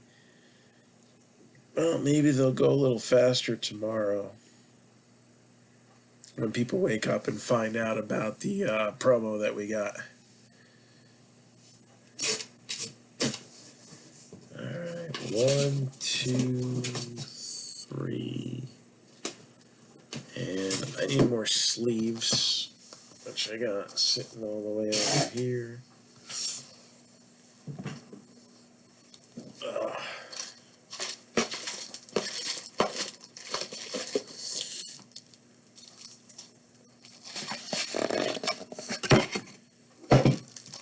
Oops.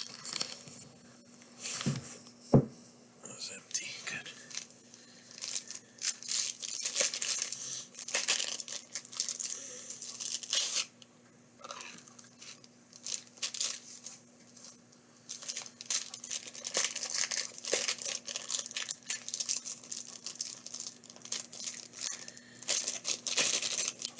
All right, let me know when you're back. I am reloaded on sleeves here. All right. 1, 2, or 3. Which one's it going to be? 1, 2, 3.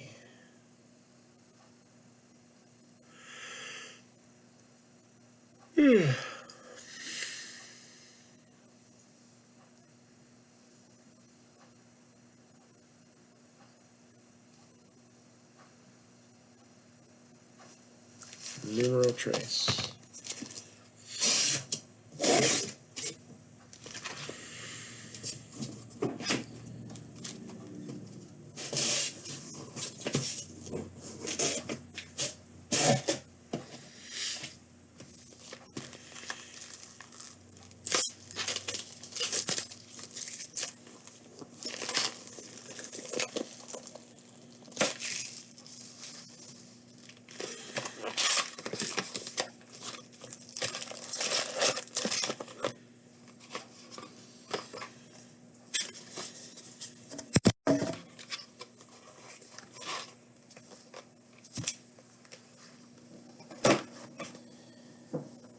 All right. Let's see what we got here.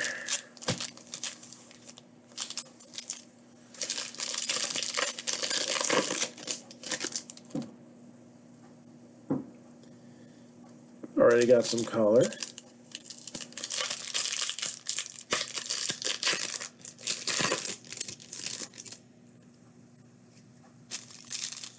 Need some ink.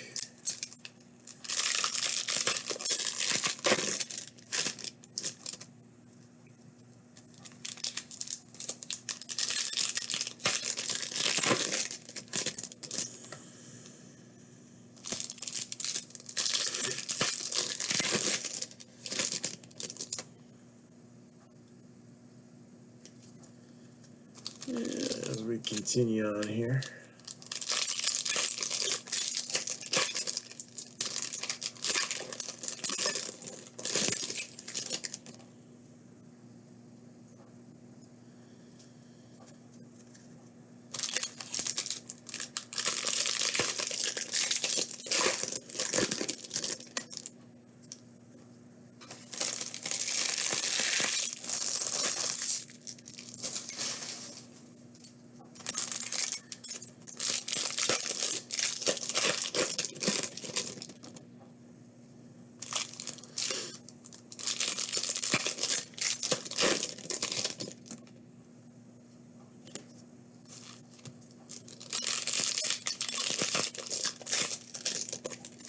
Alright, first half of the box.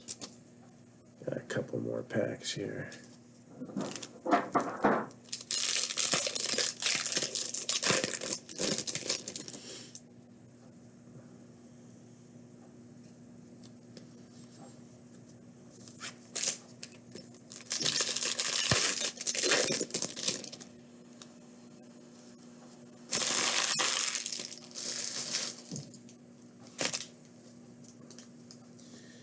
All about that base, about that base. Ken Shamrock, Kurt Angle, Xavier Woods with a refractor. Rude versus Rude, Biggie. Ravishing Rick Rude was another one I enjoyed watching. Again, I liked a few guys that were heels. Nikita Koloff, when he feuded with Sting, was enjoying to watch. It was just a matter of I didn't like what the bad guys were saying, but I appreciated what they were doing to make the good guy look good. And Asuka with an image variation, I guess I understood that well ahead of my years as a kid, and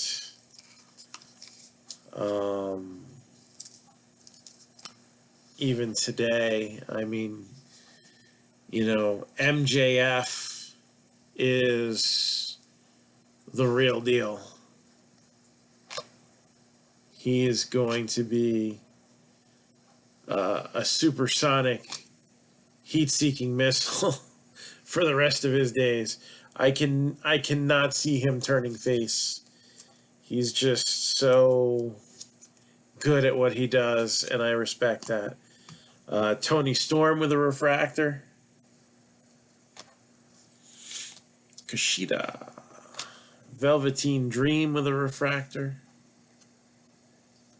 Bailey. The Fiend. Kevin Nash. Kyrie Sane refractor. Orton refractor. Heartbreak Kid, Shayna Baszler. Christian.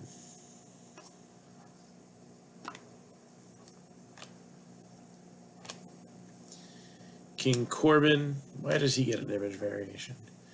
Fabian Archer, numbered 8 out of 25.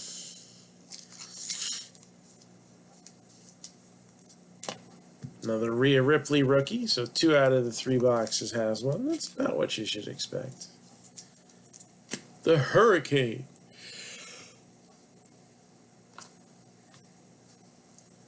Three out of 50, King Corbin.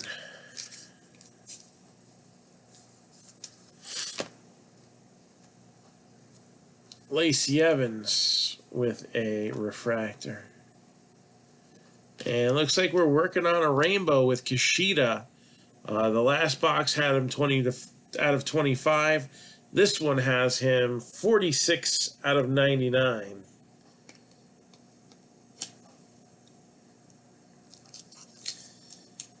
So Kushida to number 99.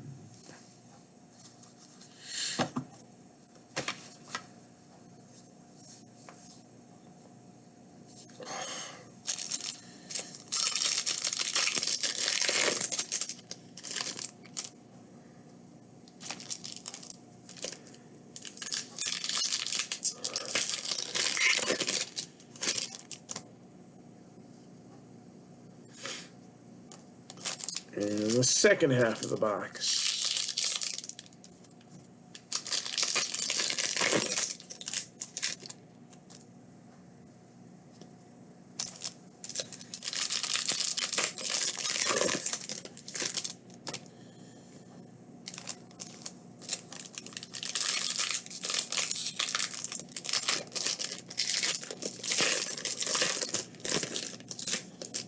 So do you think now that the Undisputed era is gone, it's time for Balor Club to finally mean something?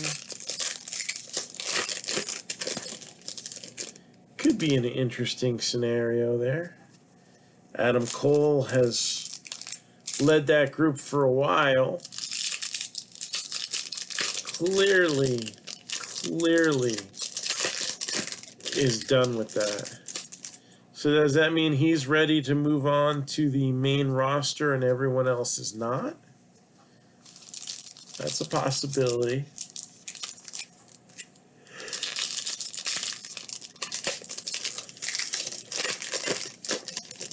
Or does the story take a turn by throwing Finn Balor into the mix and having him lead the faction?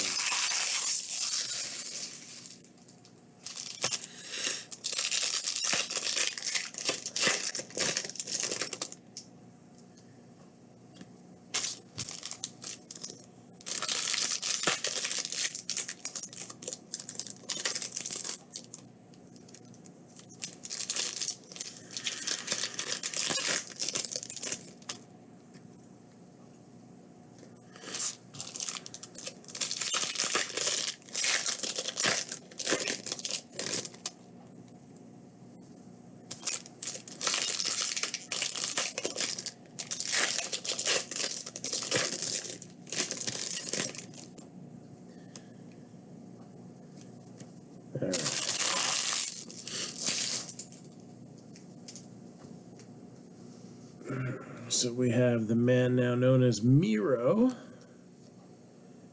There's Balor defeating Roman Reigns. Jey Uso with a refractor. Lio Rush. He came back for a very short stint.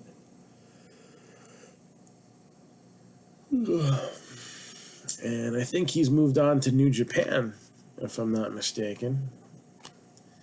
Naomi. Here's a guy who was a good heel. I personally didn't care for him as growing up, so can't say he was on my list, but definitely a good one to learn how to just be a straight up jerk from. Carmella, image variation.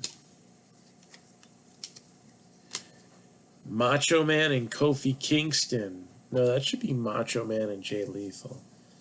Ooh, yeah, dig it. They actually did interact in the ring, I think, one time in TNA. Macho Man made an appearance. The Rock with a refractor. This is not Young Rock. This is The Rock. Just The Rock.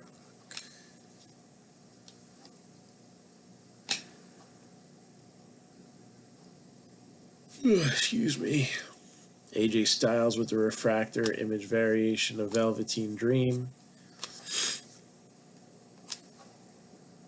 Charlotte with a refractor.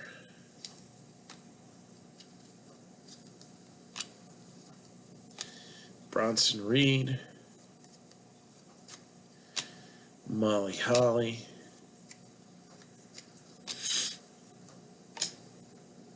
Jeff Hardy.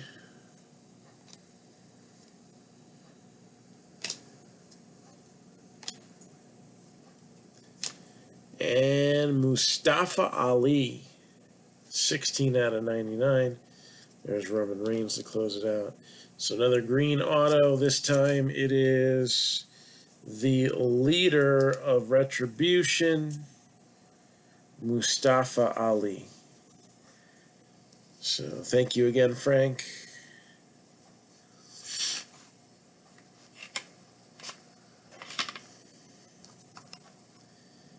And does anybody else have anything for me right now?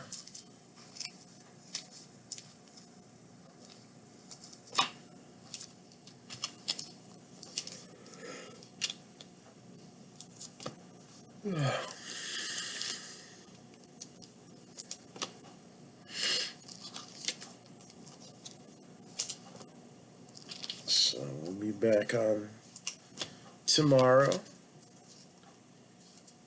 Looking to rip you a new one.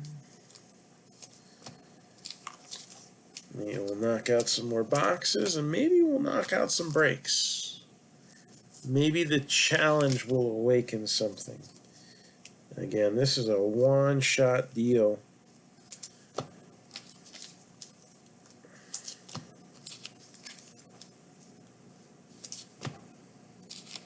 Qualifying breaks to be multiplied 15 times over.